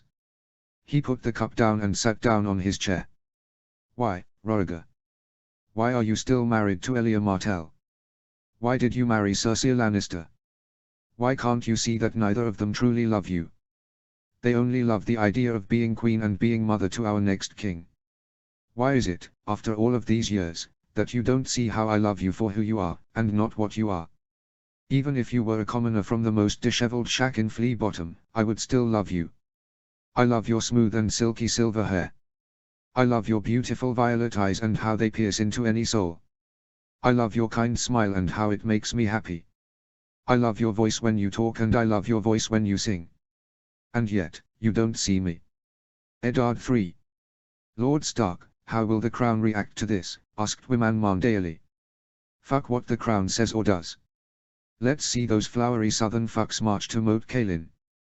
They'll be slaughtered before they can even conquer it and be food for the lizard lions, bellowed Rickard Karstark. My lords and ladies, these lands are rightfully part of the North. Queen Alysanne had no right whatsoever to award them to the Night's Watch. And I've received word from Lord Commander Corgal that his feelings to the matter are the same as ours. The entire lands of the Gift and Brandon's Gift shall be part of the North once more, on the condition that more men are sent to the Night's Watch along with plenty of food, weapons and supplies. And once the Gift has formally been annexed, new noble houses shall be established to rule in ports, towns and castles that I intend to have built, said Eddard. The proclamation of new houses being created and ruling in new castles and towns across the Gift brought a great excitement to his bannermen, Eddard saw. Whether northern or southern, all lords and ladies can be greedy, said Ashe as they sat together in his solar after the successful meeting with his bannermen. No. Greedy for lands, glories or honors, perhaps, but never resort to playing the Game of Thrones, said Eddard. And what of the ruined castles across the north which can be restored? Ashe asked. They include Moat Cailin, Wolf's Den and various keeps across the rills and below the mountains which the clans call home. They'll be restored, yes, and our younger sons will rule them and form their own houses, said Eddard. Do you have news from the builders at Moat Cailin? Asked Ashe. I received a letter from Howland Reed this afternoon. He says that after finding which soil was good for building on, they've isolated the best places for rebuilding the towers that once were part of Moat Cailin, said Eddard. Maester Wallers entered the solar after knocking. My lord. My lady. The reports you requested from the miners, he said, passing them to Eddard. Eddard and Ashe read them together. All was very promising. Gold, silver, rubies, emeralds, lead, iron, bronze, copper and corundum had been successfully mined and was on its way to Winterfell in a few carts. With the sale of these materials across the water in Essos, then we can build a strong and thriving economy and better prepare for the future, where the North will be free of the South, said Eddard. Rhaegar will respond with armies being sent towards the North, said Ashe as she pointed at Moat Cailin on the map of the North. He will. But he will fail. No invader ever conquered Moat Cailin, especially not with the Crannog men surrounding it with their lizard lions, said Eddard. They will come, but we will be prepared for the war. We will take our freedom from the sword, and Rhaegar and every fucking southerner will regret the days which they insulted the North and called us savages and looked down on us, said Eddard. You forget that I'm a southerner, Ned, said Ashe as she wrapped her arms around him. No. You may have been born and raised in the South, but these past several moons, you've lived in the North, you pray to the gods, you've give birth to a northern child and you dress like a northerner. Northerners aren't just born, they are made from the winters they endure and the trials that test them for all their lives. You have passed those trials, Ashera Stark, and you are more northerner than most of my bannermen, said Eddard. She beamed and stroked his face before she kissed it and said, you have a way with words. Did you know that, Ned Stark? I believe you told me that the first night we spent together in Harrenhal, he replied. I did. And I remember just how that night went. Shall we remind ourselves in our bedchambers? She asked as she began to unfasten her dress. Needing no further prompting, Eddard picked her up and carried her to their chambers. Before she lay down on their bed, she took off her dress and threw it to the foot of the bed. Eddard, in a hurry, threw away his boots and his tunic and trousers.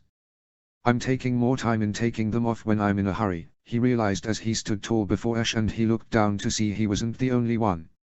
Your big friend puts so many other men to shame, Ned, Ashe said with a giggle when Eddard climbed onto the bed and began to kiss her furiously. First he kissed her lips, then her neck before reaching down to her nipples. He could feel her shiver as she moaned loudly as his tongue licked her nipples. Oh, gods. Ned, you really like my tits, don't you? She moaned loudly. Before he could continue, Ashe cupped his chin with her hand and drew him up to her face. I'm feeling very wet somewhere further south, Ned. Could you see for yourself? She asked before she kissed him hard on the lips and pushed his head towards her hips. Eddard began to hungrily lick her cunt, at which her moans loudly filled their bedchambers. Ashe suddenly pushed him off and then she pushed him down onto the bed, where she started to kiss his cock. Eddard panted as he lay down and moaned quietly as she started to lick it and suck it. He was nowhere near as loud as Ashe when they were in the bedchambers. Ashe, Ashe, said Eddard as she paused to take a breather. Eddard pulled her up to him and began to kiss her before she climbed on top of him and mounted him. Come, Ned. Finish me.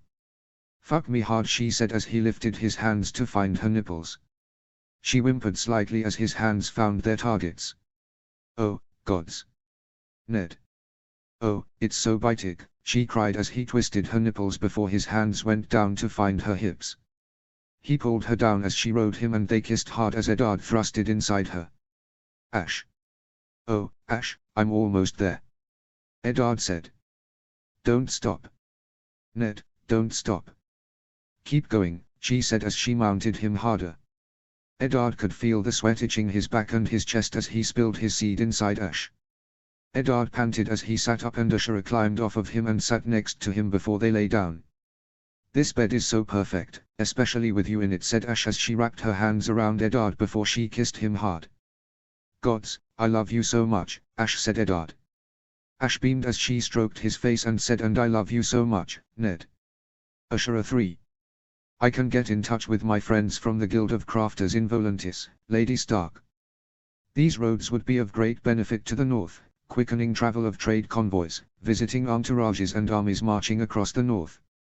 And in the summers here, it would be advisable to build them sooner rather than later, said Master Bilafos Sanorlan, a Mirish builder whom had come on Ashura's invitation to build more glass gardens in Winterfell and across the north. Please, do so, Master Bilafos. These Valyrian roads do sound very interesting. But, how long would it take to have them built, asked Ashura as she finished looking at the sketch drawings of the roads he was speaking so highly of. Depending on how many workers you would have at hand and how prepared you were at having the necessary resources at your disposal, then Lady Stark, I would say a few years at the latest. But because of the overall size of the north, I would think it may take longer. Anything that can be done to improve the north and improve the livelihoods of the northern peoples must be done. And these Valyrian roads sound like an investment that would be of great benefit to the north. And best of all, not a single kingdom of Westeros has Valyrian roads. Not even the proud and perfect Tywin Lannister. Rhaegar would probably spend the excess coin from the extortionate taxes on ancient and indecipherable texts, scrolls and books and use them to boast that he is the prince that was promised rather than build such roads or any such new improvements to the realm. These roads, if they are as excellent as you say, Master Bilafos, will be of vital importance to the north and the future of the north. And for your trouble in contacting your friends in the Volanten Guild of Crafters, you will be suitably compensated, said Ashura before gesturing to him a small box of coin on Ned's desk, that she gave to him. He opened it and greedily smiled as his fingers ran through the gold. I shall send a raven as soon as I can to my wife in Myr, and then she will send my message to the Guild of Crafters, my lady. With your permission. Please do. Thank you for your time, Master Bilafos, said Ashura with a smile.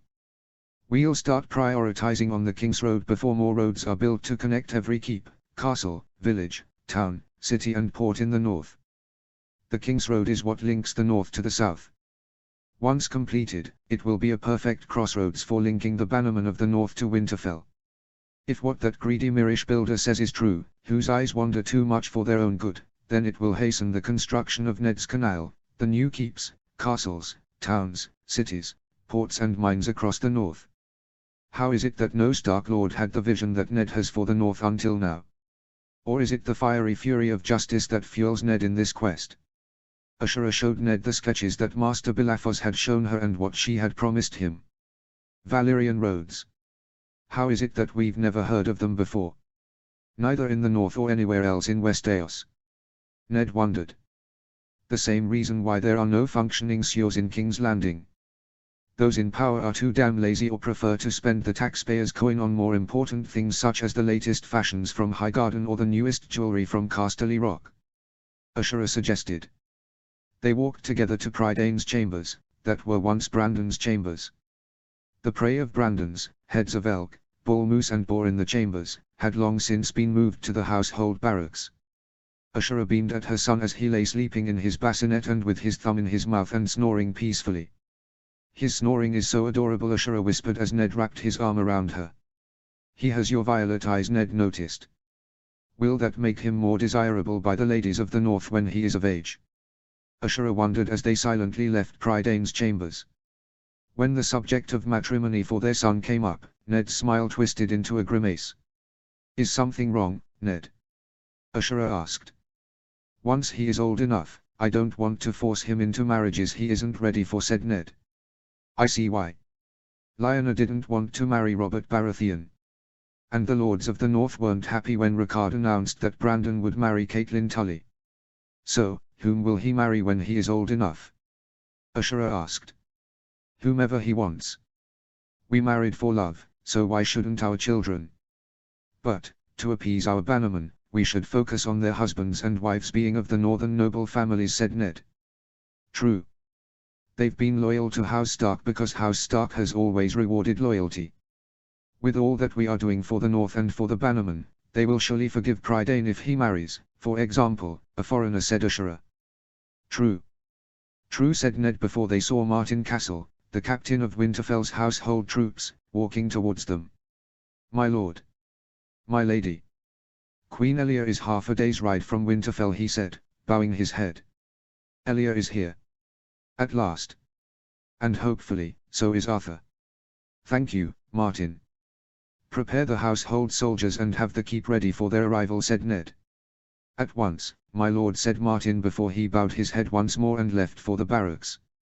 I only hope that fucking Rhaegar hasn't sent any spies with them, said Ned. As do I.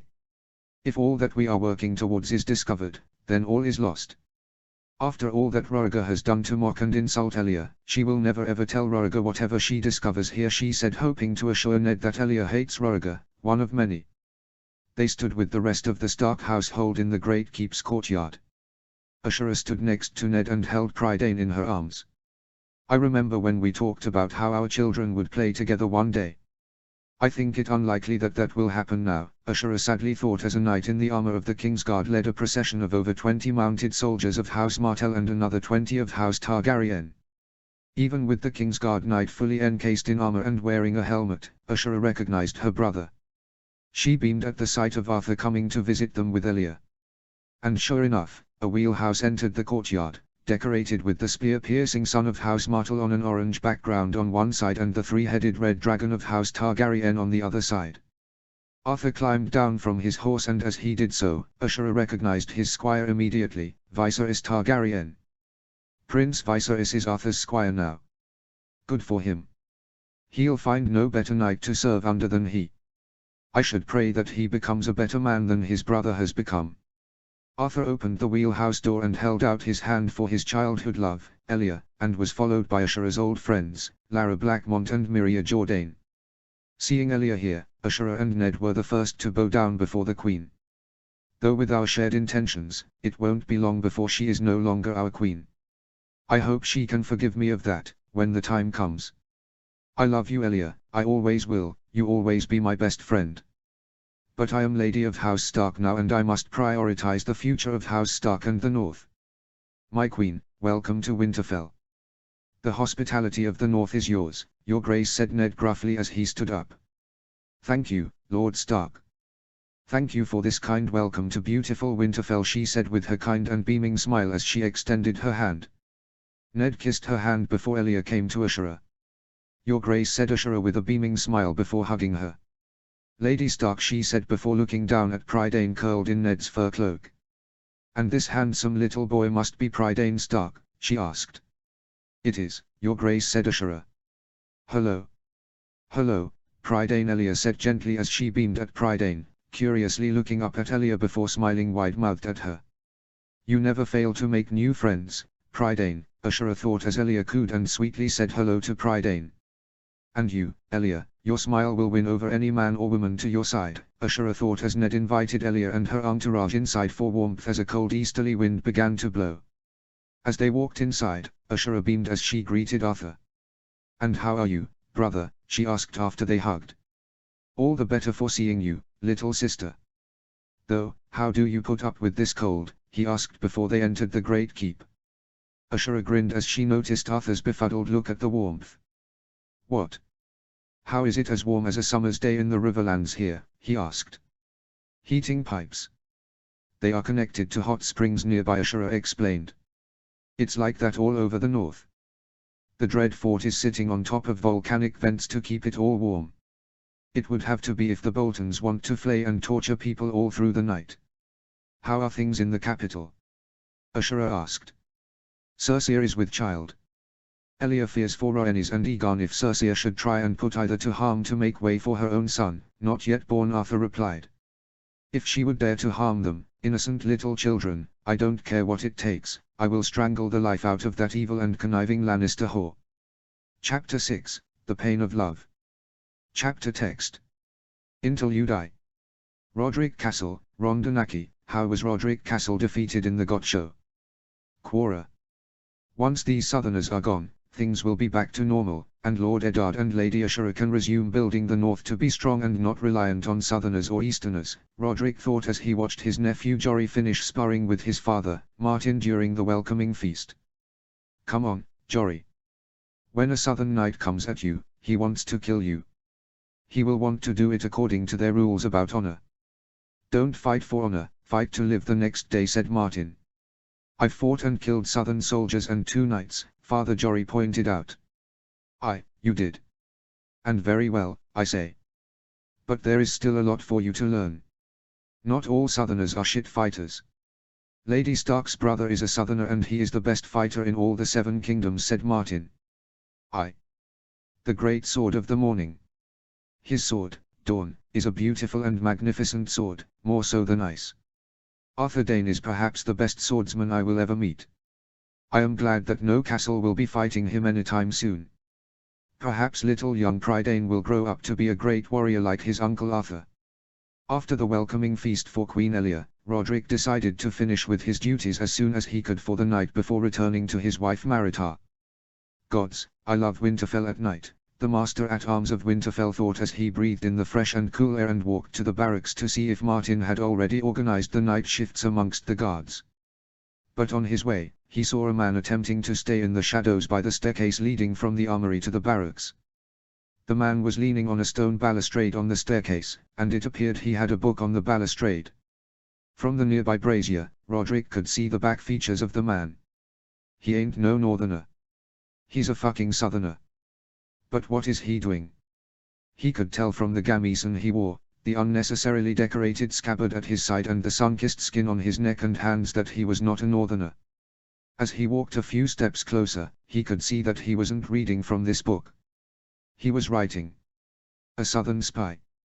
Roderick carefully and quietly reached for his short sword. He chose his short sword rather than his longsword, for he knew that his short sword made less noise when unsheathed, as opposed to his longsword, where there was slight chip just below the handle, which made an annoying screeching noise whenever he sheathed it or unsheathed it. Roderick raised his short sword and could see that the spy hadn't moved around to face him. He didn't hear my sword. Roderick took a few steps closer until he felt that he was close enough. He lifted his short sword and pointed it at the man's neck until he was close enough and pushed the short sword up until it began to prick the skin of the back of his neck. The spy stood straight and lifted his head up high, but didn't turn around to face him. Well, what do you think you're doing out here? Roderick asked as he reached for the man's sword. He grabbed it by the handle and unsheathed it. Now turn around, Roderick ordered. The man did as he was told and Roderick quickly snatched the book. He made sure to look up a few times as he started to read it. I'm not letting a sneaking spy shit like you escape, he wanted to remind the spy as he read what he was writing. What is this? Eddard Stark sending for builders from Essos, including the Volunteer Guild of Crafters. Using gold from Iron Bank of Bravos to purchase food and materials to pay for glass gardens. Starks seem to be trying to build new canals, roads, towns, ports, castles and cities across north. And Eddard Stark is annexing the lands of the Gift, with the secret blessing of the Night's Watch. Roderick looked up at the spy to give his full attention after closing the book shut and putting it to one side. You're a talented spy. Alas, here you are, caught. So, not talented after all then, said Roderick. That's no mine, sir. I found it, I was just reading it in case it was important, he claimed. Then what is a common servant from the Queen's entourage doing with a quill and ink pot and writing in it? Have they taught royal servants how to read and write? Asked Roderick as he pointed with his short sword at his ink-stained hands. He had no words to say to Roderick's question. Let's see what my Lord Stark has to say about this, said Roderick as he reached out to grab him by his shoulder. Roderick. What's going on there? Roderick heard his brother Martin call out. Roderick glanced around to see his brother and nephew walking towards him. "Uncle, he's got a dagger!" Jory shouted.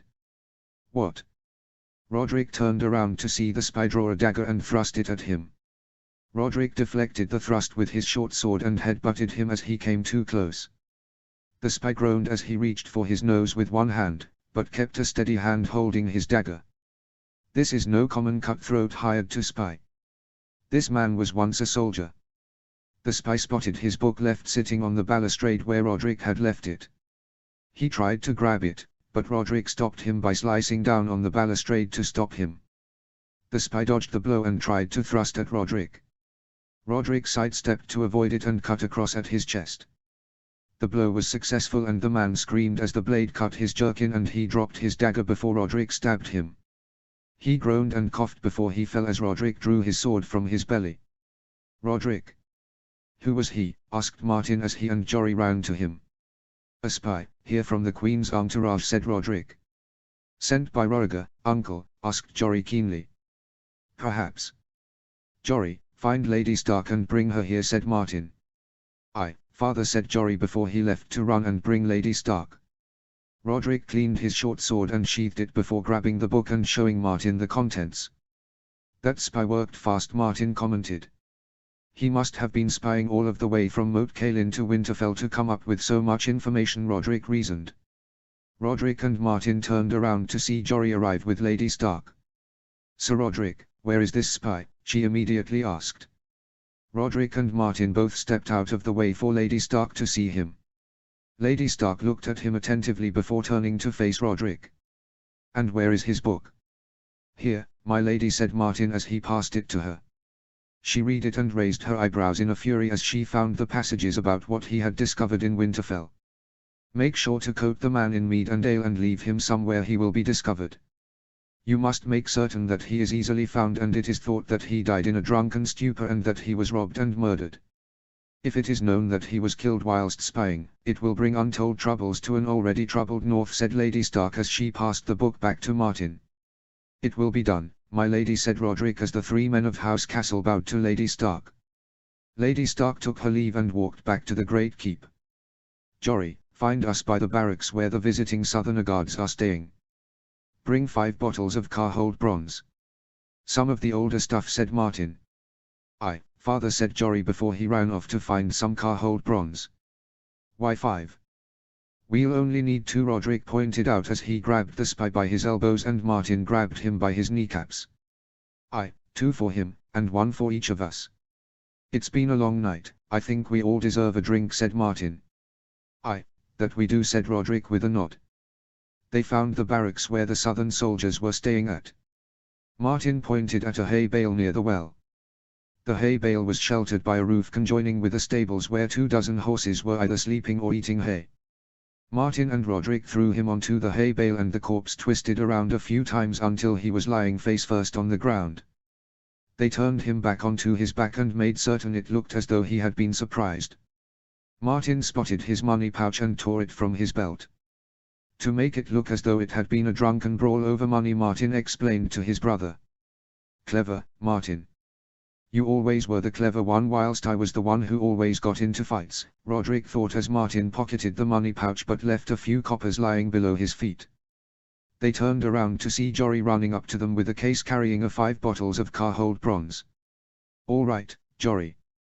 Let's douse him," said Roderick as he grabbed one bottle and Jory grabbed the other and they began to pour Carhold bronze all over the spy's jerkin, trousers, boots and hands. Jory poured at least half of his bottle over the spy's face and neck before putting the bottle in the spy's hand. "All right. Let's be out of here. We've spent long enough," said Roderick. "What about the remaining Carhold bronze?" asked Jory. "For us. I think we've each earned a drink," said Martin as he patted Jory's back. Roderick took a bottle of Carhold bronze and began to drink some. "Gods, this is some good stuff," he thought as the 3 men left the spy. Arthur 3. Prydain is such an adorable little boy, Arthur thought as he held his nephew whilst walking around a gallery of tapestries of the old kings in the north. "Do you see them, Prydain? Those are your ancestors. Great and mighty kings in the north," Arthur said as he pointed them out to Prydain. Prydain smiled brightly at Arthur as he showed them the tapestries. Arthur grinned at seeing him smile so adorably. Arthur saw how his eyes fell to Arthur's belt. Arthur looked down and saw what his nephew's eyes were drawn to. Dawn. Many are allured to the sword, its blade and its handle. But it can only be wielded by those worthy of it, Arthur thought as he gently put Prydain down on a chair. Arthur drew Dawn and showed the shining blade made of star steel and forged thousands of years ago. It was a sword which had a mind of its own, and could only be wielded by those it considered to be worthy to hold it. Knights of House Dane whom wielded it were referred to as the Sword of the Morning. Arthur was one of many to hold the title. And those whom Dawn didn't consider to be worthy to take it up in battle, their hands would burn from the touch. Viserys was angry when his hands burned from the touch. Arthur remembered the last time he let someone else hold Dawn. "Do you see this, Prydain? This is called Dawn," he said, showing him the blade and handle by holding it up close to him. Suddenly, Prydain's hands were waving around until he reached out for Dawn's handle. "No." Arthur stood in silent shock as his nephew touched the handle. But no scream came from Prydain. He touched the handle and stroked the handle with his tiny hands. Arthur pursed his lips and raised his brows as he gently pried it from his hands, and he quickly sheathed the sword before examining his nephew's hands. No burns. No sign of pain. Does Dawn consider him to be worthy to hold it? Does it see what his future will be like? You see that, Prydain? Dawn has a mind of its own and only lets those worthy enough to wield it to even touch it. It thinks you are worthy to hold it. Do you know what that means? He asked him as he started to hold him up again. Prydain cooed softly in reply. Arthur beamed as he chuckled. It means that it thinks you will be a great and honorable warrior one day. Just like your father and like your uncle Arthur, he said. But ever since Rhaegar's marriage to Cersei Lannister, Arthur began to doubt his worthiness to even touch Dawn or to call himself the Sword of the Morning. I've put my personal loyalty to Rhaegar first before the oath I swore as a knight to uphold honor, chivalry and to protect women, children and the defenseless. How can I call myself a knight when I didn't save Lyanna Stark from Rhaegar's stupidity? I could have helped her escape. And I can't even look myself in the mirror or read about my stories in the White Book when I haven't protected Elia from the scorn and scandal put on her good name because of her idiot fucking husband. He walked back with Prydain to Ned's Solar, where he saw Ash, Ned and Elia all talking happily. I'm glad that neither Ned nor Ash blame Elia for the sins of Rhaegar. Elia is as much a victim of Rhaegar as any other. Ah, and how is Prydain? Has your uncle Arthur been telling you stories about knights and battles? Ash asked as Arthur passed Prydain back to his mother. Well, actually, I was showing Dawn to him and he reached out to touch it, said Arthur. Ash looked at Arthur in horror. And then she looked down at Prydain's hands. Did he touch it? She asked. Yes, he did. He didn't scream or cry at all. Dawn thinks him worthy, said Arthur. Not even a year old, and Dawn thinks him to be a worthy wielder of it, Elia commented. How old were you when you first wielded Dawn, Arthur? Asked Ned. It was just after my 90th name-a-day.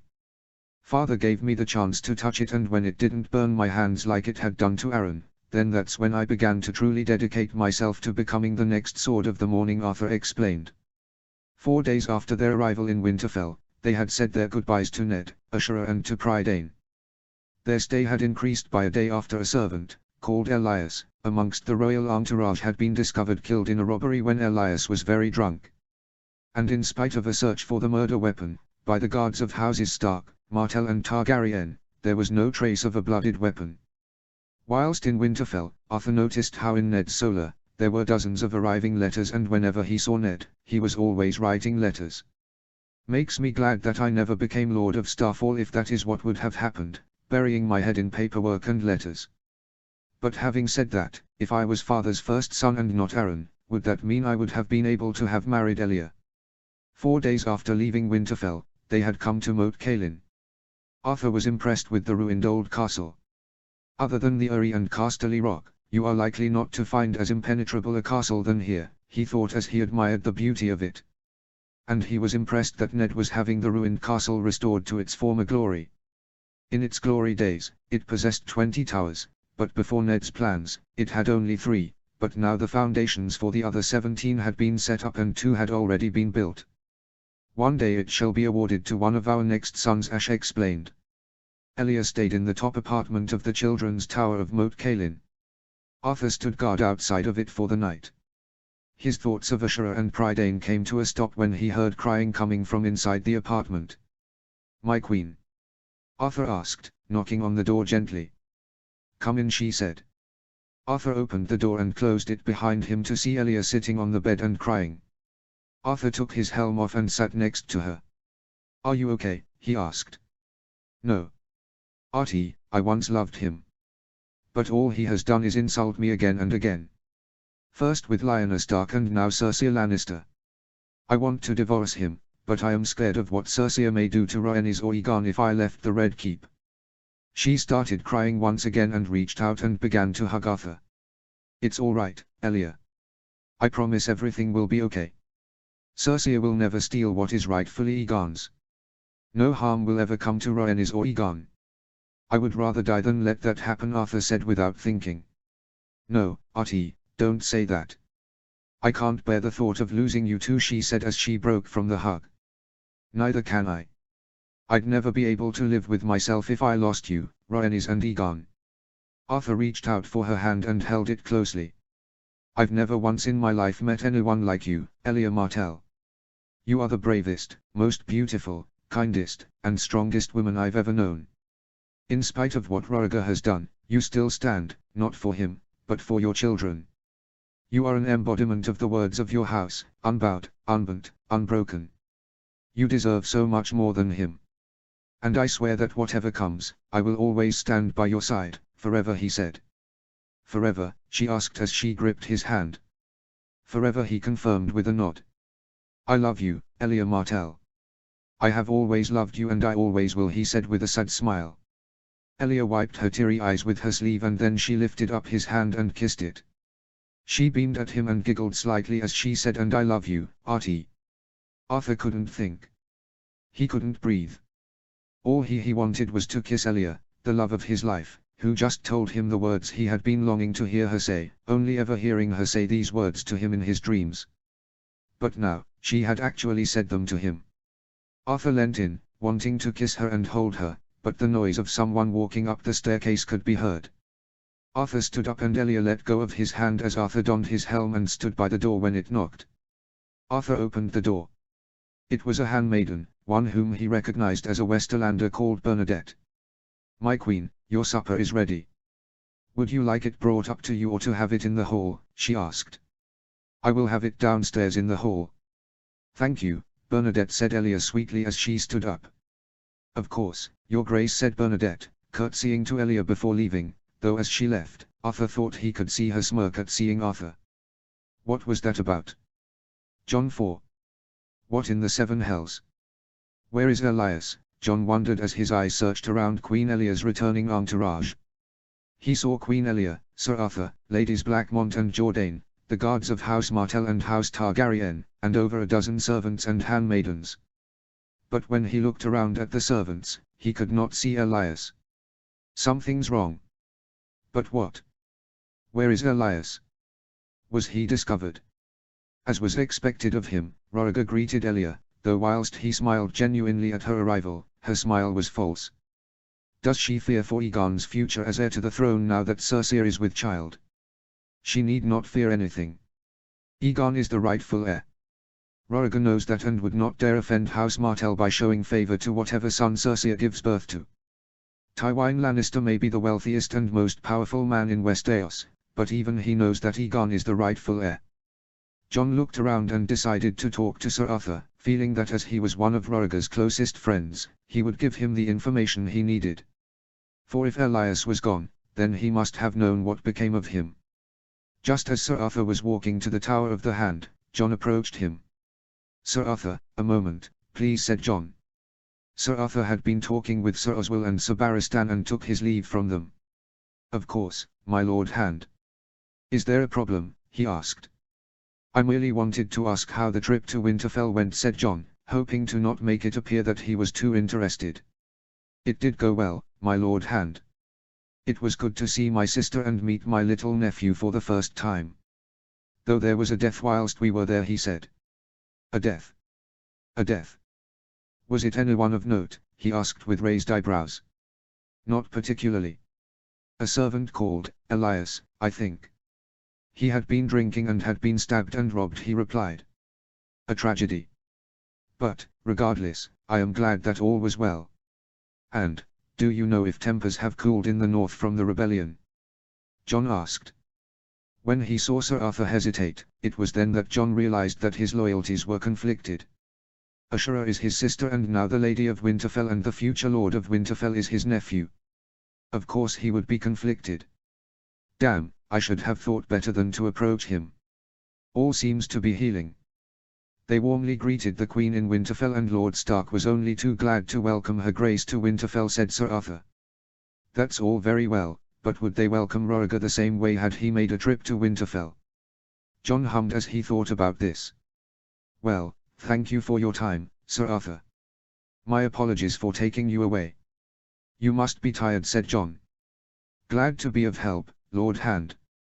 Good day, said Sir Arthur before he turned back around and resumed his walk to the White Sword Tower. John walked to the Tower of the Hand. Inside his solar, he saw Kylers collecting an empty platter and an empty cup of wine. He saw John enter the solar. Forgive me, my Lord Hand. Would you like a refill? Kylers asked. No, thank you, Kylers. You may leave. I need some peace and quiet for now, he replied. Of course, my Lord Hand, he said before leaving. John took off his favorite jerkin, one decorated with the griffin sigil of House Connington, and hung it on his chair, and he sat down at his chair and started to think about Elias. He must have been discovered. It's too much of a coincidence for him to have been killed whilst he was spying on the Starks. So they killed him and made it look like a robbery. But what is it that's so treasonous that they didn't want anyone to find out about it? John walked up to the window and looked out at the landscape and tried to imagine what it was that Eddard Stark could be doing. What nefarious treasons are you plotting, Eddard Stark? Whatever you try, I will be there to stop you. You may have a cunning and beautiful woman as your wife, but I am just as cunning, if not more, and I will not stop until I know what it is you intend. His thoughts were interrupted when there was an urgent knock on the door. Begging your pardon, my Lord Hand, said Kylers. Enter, Kylers, said John as he sighed and ran his fingers through his sweating hair and beard. Kylers opened the door. Forgive me, my Lord Hand, but you have received an urgent summons from His Grace to the small council, he said. This could be it. The answer to whatever Eddard Stark is doing. Right. I'll be down as soon as I can. And Kylers, said John as he put his jerkin back on. Yes, my Lord Hand. Prepare some food and wine for when I come back. I have the feeling that I'll be needing them when I return, said John. Of course, my Lord Hand, said Kylers before stepping aside to let John pass. John arrived at the small council as soon as he could get there and saw Rhaegar had just arrived also. John took his seat and Lord Varys stood up whilst Rhaegar and everyone else remained seated. Tell everyone, Lord Varys, said Rhaegar. Troubling news from the north, my lords. Eddard Stark has formally annexed the lands of the Gift and added them to the north, he said. This is it. That's what Elias was murdered for discovering. Eddard Stark annexed the lands of the Gift, rightfully belonging to the Night's Watch after the decree of good Queen Alysanne. So what? That's not a problem for us. If the Northerners want more frozen lands and infertile farmland, then they can have it, said Miles. Maybe so, Miles, but that doesn't change the fact that the Starks did this without royal command. This may not seem serious, but it undermines the authority of the Iron Throne and will make His Grace's subjects think we cannot control the likes of pardoned traitors such as Eddard Stark, said John. What of the Night's Watch? Have they tried to stop this? Asked Richard. No. It would seem that Lord Commander Corgyle had made a deal with Lord Stark. In exchange for restoring ruined castles at the Wall as well as further food, supplies and fighting men for the Night's Watch, they are free to annex the lands of the Gift, explained Lord Varys.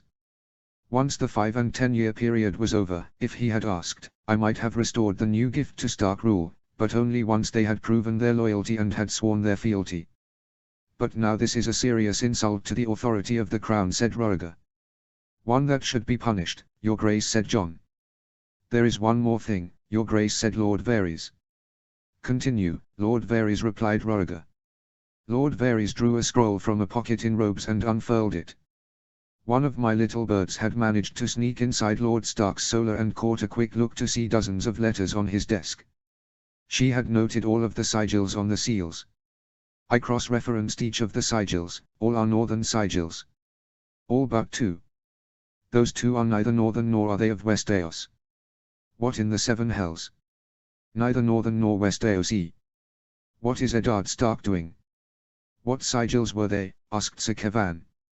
One was a tiger. The other was a hammer and a shovel, Sir Kevan, said Lord Varys. He's right. I've never once come across sigils of either. Have you ascertained as to what sigils they are, Lord Varys? Asked Jon. Indeed I have, my Lord Hand. The tiger is the sigil of the Maegais, one of the most powerful noble families in Volantis. And the other is that of Volantis Guild of Crafters, he explained. The Maegais of Volantis, them I have heard of, they are of the tiger faction of the Volanten aristocratic oligarchy. But I've never heard of this Guild of Crafters. Who are the Maegais? Asked Miles. One of the 3 ruling families of the Triarchy of Volantis, Sir Miles. And the head of which, Malaquo Maegais, is one of the most powerful men in the Free Cities, said Lord Varys. And what of this Guild of Crafters, Lord Varys? Are they as the name might suggest? Asked Richard. They are, Lord Lunmouth. One of the best organizations of builders in Essos. Though I confess that I do not know why Lord Stark would hire their services, said Lord Varys. And that troubles me. Why would Eddard Stark hire the best builders in the Free Cities to build what he cannot build himself? Chapter 7, Building Anew. Chapter Text. Eddard 4. All looks good, my lord. We have mapped out the canal's length. And thanks to the fact that the Fever and White Knife rivers can be linked together, helps weaken the soil and will make it easier to dig out obstacles such as rocks and boulders, said Theofred Haukel, a northerner builder whom Eddard had hired to build the Kalin Canal, and he himself had taken part in maintaining and expanding canals in Braavos. Very good, Master Theofred. Now, is there anything you need that will speed progress? Eddard asked. Detailed maps and information from Lord Reed about the lands, anything that can be used to connect the rivers and make the first steps to building it, said Theofred. And wildfire would be useful, if it could be provided, he continued. Wildfire. That's what the Mad King used to murder father and hundreds, if not thousands, of innocents. Is wildfire truly necessary? It is only produced in King's Landing, said Eddard. I'm afraid so, my lord. It would take double the time required if we do not use wildfire to break up the ground and allow us to get further down and separate the north from the rest of Westeros, he explained. I'll see what I can get, Master Theofred. In the meantime, let me know if there is anything else that you need, said Eddard before the builder took his leave from Eddard Solar. Eddard looked at the map where the Kalin Canal was sketched, 10 meters wide, and already digging had begun on the marked areas. Though Eddard feared that no, they had begun in earnest, it wouldn't take long before word of this to reach King's Landing. A knock on the door diverted his attention from Theofred's sketches. Enter, said Eddard. Maester Wallers entered. My lord, riders came in from across Bannerman all across north. The mines built seem to have had some success, he said. Excellent, Eddard thought with a proud grin as he was past Maester Waller's letters. He read each of them, from houses Hornwood, Riswell, Dustin, Bolton, Umber, Carstark, Marndaley, Flint, Tallheart, Sewin and Glover. There was success from the miners sent to each house. Mined from their hills and mountains was gold, silver, diamonds, rubies, sapphires, emeralds, lead, iron, corundum, bronze, copper, electrum, zinc and amethysts. It won't be long before we are not only able to pay back the debts owed to the Iron Bank of Braavos, but the North will be able to become stronger and stronger by the day, and with the gold we make, the North can be saved from the tyranny of the South and embrace the freedom long denied us by the Targaryens. Maester, send a raven to White Harbor. I shall meet with Lord Marndaley as soon as I can to organize the sale of our mining produce and use the coin to continue with the necessary improvements for the North, said Eddard. Of course, my lord. When do you plan to visit White Harbor? He asked. Hopefully tomorrow, said Eddard. He left the Solar and found Ash sitting in Prydane's chambers, gently rocking him to sleep. He walked to the two people he loved most in the world and kissed Prydain on his head, where raven black hair was beginning to grow. And then he kissed Ash passionately on the lips as he sat down next to her. He looked down on Prydain to see that he had fast fallen asleep. "And how is he?" he asked. "He is growing fast. You look happy," she noticed immediately. Maester Wallers brought reports from the Lords of the North, whom agreed to have miners brought to the hills and mountains in their lands, he said. "And there's been success?" she asked. "In the first week alone apparently, the Riswells mined 100 lbs of gold from the mountains of the Rills," he explained. 100 lbs. That's incredible. And that was just from 1 week, Ashura exclaimed. And once word spreads, miners and fortune seekers from all across the north will be mining in these hills and mountains, said Eddard. "I will be going tomorrow to White Harbor to discuss trading with the Free Cities and the rest of Essos with Lord Marndaly. Once the mining produce arrives, it can be shipped off to Essos," said Eddard. "Tomorrow. But we are expecting representatives of the Guild of Crafters and Mirish Glassmiths in the next few days," said Ash. "I know, I am sorry, Ash. But I need to talk with Lord Marndaly about this in person. It is too important to trust to a raven, and as good and loyal a man as Lord Marndaly is, he is too unhealthy to make such a lengthy trip to Winterfell," Eddard explained. "Leaving out the fact that Wyman Marndaly is perhaps the fattest man I have ever met, but he is a jolly one, and who will always be loyal to Winterfell and to House Stark. And there is a chance that he has contacts whom are smugglers and can bring to the north the appropriate amount of wildfire. Either that, or I can get in touch with Darvo Seaworth, the smuggler who saved Storm's End. Whichever way, we need the accursed wildfire if we are to build the Kalin Canal." Ashura 4. "My lady, Varon Opinamian of the Guild of Crafters and Laraz O'Harter of Myr, said Maester Wallers as Ashura sat in the Great Hall. Ashura was seated on the high chair that would have been sat on by the Queens of the North. "Several years from now, Ned and I will be seated here together, as King and Queen of the North." Varon Opinamian was the first to speak. He was a young, short and thin man whom was dressed very eloquently. Ashura noticed how his right hand was tightened together into a fist, not for punching, but as though he was the sort of man whom used a quill and ink pot for every day of his life. He seemed to enjoy being inside the Great Hall, for its warmth after feeling the cold of the northern climate. As for Laraz O'Harter, he was portly and looked twice the age of Ashura, and had greying hairs amongst his thinning brown hair. Unlike Varon Opinamian, he was dressed more modestly and lacked expensive clothing or opulent jewelry.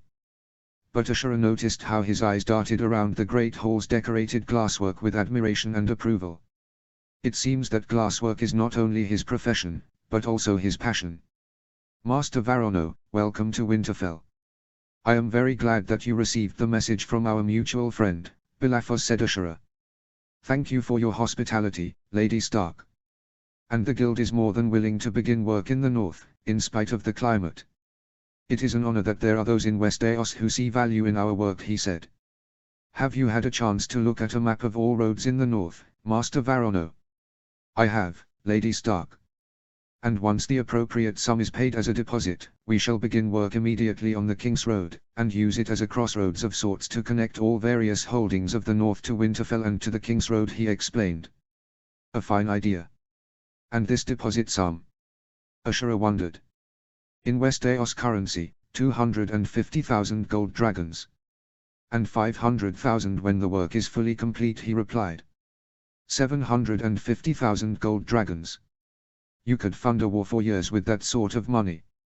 You could even purchase a Valyrian steel sword with that sort of gold. But these Valyrian roads are a very worthy investment and would last throughout the centuries, benefiting trade, travel and lengthy marches. Master Varono, I would like to offer you suitable chambers for your stay in Winterfell until we can ensure that the Guild is paid the full deposit for the work we have hired you for," said Ashura. "Thank you, Lady Stark. With your permission, I shall write to the Guild for the required men to come to get started," he said with a bow. "Please do," she said with a smile, and he bowed once again and took his leave. And now Laraz O'Harter was the next to stand before Ashura. "Welcome to Winterfell, Master Larazo. It is an honor and a privilege to welcome you to Winterfell," said Ashura. "You have my thanks, Lady Stark, not just for your hospitality, but also for your interest in my work," he said. He's very proud of his profession in glassmaking. Indeed, Master Larazzo. Though I apologize that we are not employing you for epic and or inspiring glasswork, the likes you would find in great palaces in Essos, your work here in the north is essential, she replied. No apologies are necessary, Lady Stark. So long as the appropriate coin is provided, then myself and my associates can get started immediately on producing the required glass to build the glass gardens across the north, said Larazzo. And how much coin is needed to pay for the glass production? Asked Ashura. 100,000 gold dragons, Lady Stark. The total amount for all glass needed to be produced and for the shipping from MYR to White Harbor, he said. No deposits. The Guild of Crafters seem to have a system in place for when they are contracted to build something. It will be paid, Master Larazzo. For now, until your journey home to MYR, you are invited to stay at Winterfell and inspect the glass gardens we have here to have a more clear understanding, she said. I will be glad of the opportunity. Thank you for your hospitality, Lady Stark, he said with a bow before taking his leave. 850,000 gold dragons in one day. Gods, that is a fuckload of coin. I should speak with Maester Wallers on how much coin we have at hand. Ashura dismissed the court and walked with Maester Wallers to Prydane's chambers, and as she held her son in her arms she faced the Maester. Maester, how much coin do we have to pay for the glass and for the Valyrian roads? She asked. From the trade with Braavos, MYR, Pentos and Volantis with the minerals and materials already made, my lady, we have netted a profit of 600,000 gold dragons. And a year from now, once more mining is underway, we should gain far greater profits, he explained. Good. Very good indeed. Ensure that the correct amounts are paid to our guests from MYR and Volantis, said Ashura. I shall, my lady. Though should we not wait for Lord Eddard first? He asked. I hope you are not one of those fools who thinks women are incapable of making decisions without their husband's approval or insight. Lord Eddard entrusted me with rule of Winterfell until his return from White Harbor, Maester. And I am certain that he will not be quite so forgiving if he finds out that his authority or mine was questioned, said Ashura. Her stern reply quietened the Maester of Winterfell, who nodded his head and left. I heard plenty from Meja Sawin, Hellman Tallheart and Rickard Karstark about Maester Wallers. That it was he who told Rickard Stark to end the North's self-imposed isolation from the rest of the realm and to become like the rest of the kingdoms. And that it was he who spoke honeyed words to Rickard Stark to marry Brandon to Catelyn Tully and Lyanna to Robert Baratheon. Even after all of his years in Winterfell, he still doesn't know a damn thing about Northerners. Jaime 2. At the Tybalt in September in Casterly Rock, Jaime walked down the aisle and stood below the altar and Septon Gerard. Jaime looked at the aisle on his side of the September to see Father Tyrion, Uncle Kevan, Aunt Dorna, Uncle Tijet, Uncle Gerion, Aunt Jenna, Iman, their children and the bannermen of the Westerlands. I was there for Cersea's wedding to Roriga, but she is too obsessed with giving birth to their child that she would not come for my wedding. On the other side was the Marbrand family members. At the front was Adam, his younger brother Denys and their mother, Alnera Brax. The September's doors opened as Lord Daemon Marbrand of Ashmark walked down the aisle, holding a blushing Melita's hand.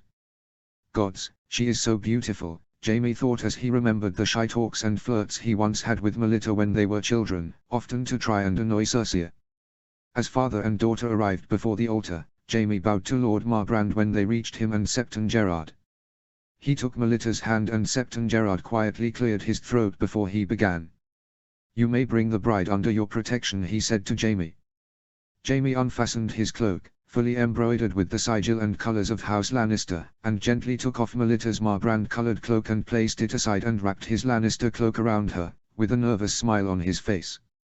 Gods, never did I ever think that this day would come. I thought that I would be a Kingsguard knight forever. Though Cersei did want that, so that I would be with her, but father's decision overruled her feelings on the matter. My lords, my ladies. We stand here in the sight of gods and men to witness the union of husband and wife. One flesh, one heart, one soul, now and forever. And as they held hands, he tied a ribbon around their holding hands and said, let it be known that Jaime Lannister and Melita Marbrand are one heart, one flesh, one soul. Cursed be he who would seek to tear them asunder. As he glanced from Septon Gerard to Melita, Jaime couldn't help but admire her beautiful smile. It was nothing like one of Circe's smiles, which Jaime had seen her do a trained and false smile so often that he had forgotten what she looked like when she was genuinely happy. But Melita's smiles were so uplifting. They made him want to smile, they made her beauty look all the more radiant and her copper hair shine more than it possibly could in the western sun. As he untied and unraveled the ribbon, Septon Gerard announced to all in attendance in the sight of the seven, "I hereby seal these two souls, binding them as one for eternity." He turned to Jaime and Melita. "Look upon each other and say the words. I wish you were here to see this, Circe.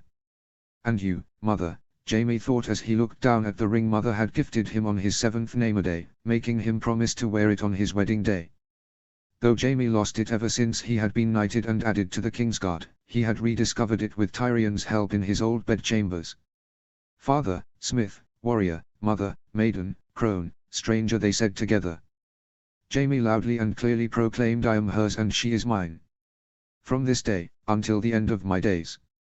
I am his and he is mine. From this day, until the end of my days," Melita said gently.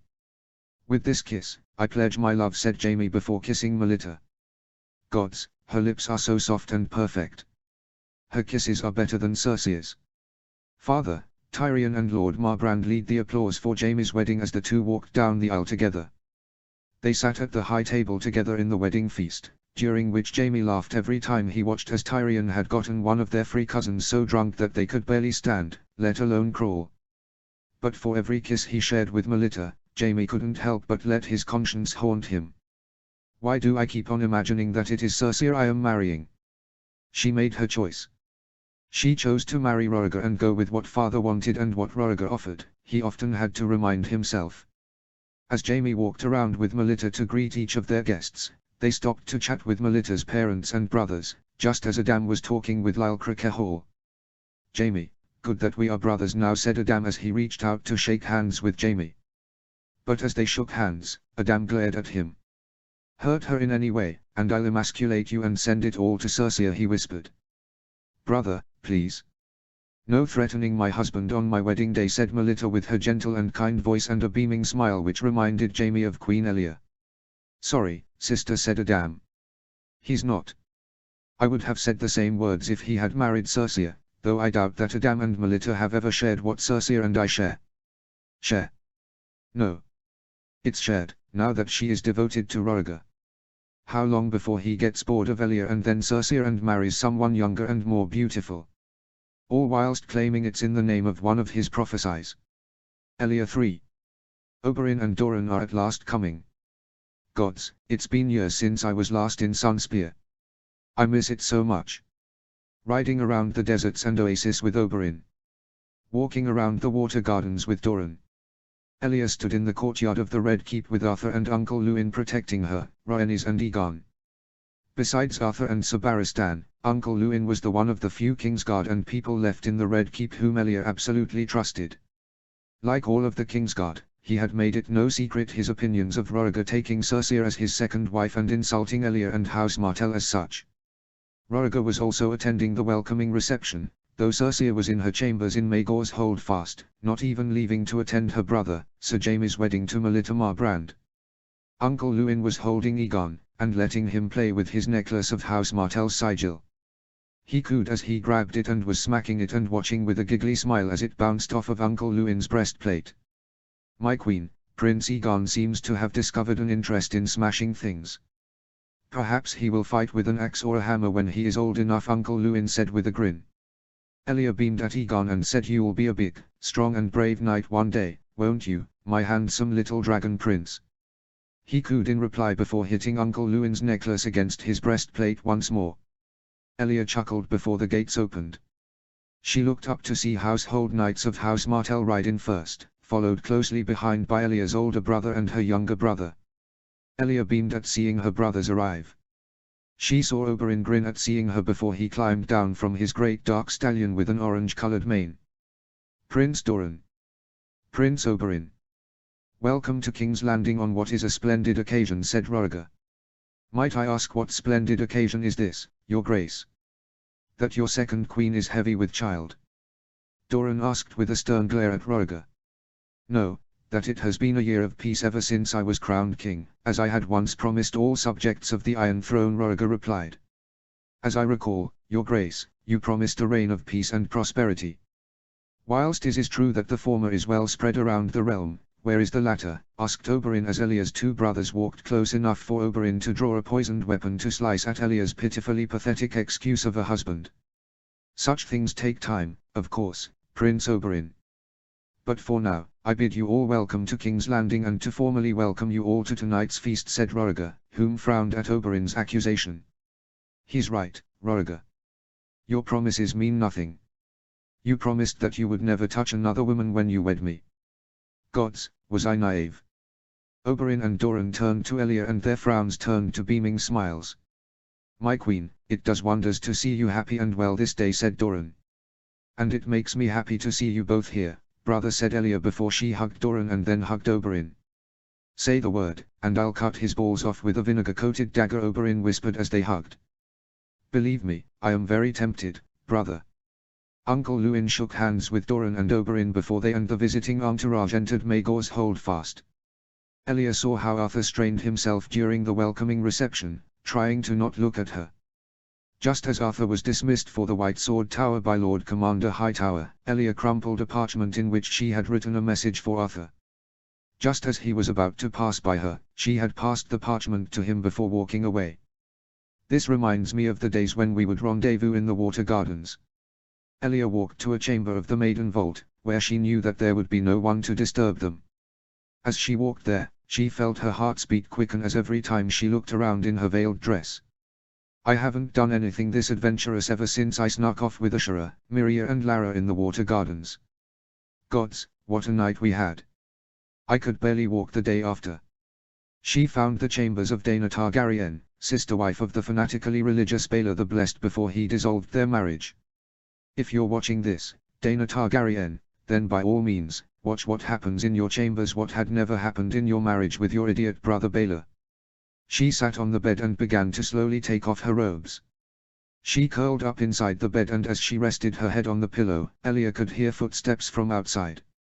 Artie. The door opened, and from the light illuminated by nearby lit torches, she could see the face of Arthur.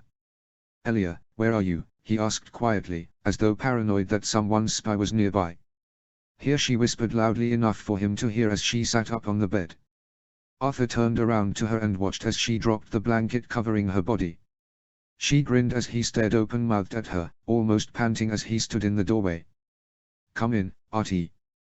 You look like you were starved of women by the fool whom built this castle for his wife and sisters many years ago, Elia said.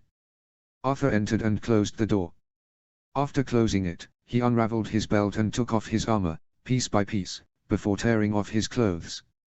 He ran to Elia and hugged her as he placed kisses on her neck, her shoulders, her breasts before finding his way back up to her face.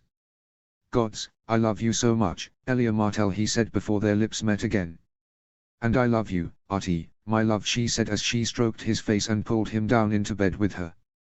Chapter 8, Wonderful Things. Chapter text. Eddard v. My lord, the locksmith I hired has managed to break through the door.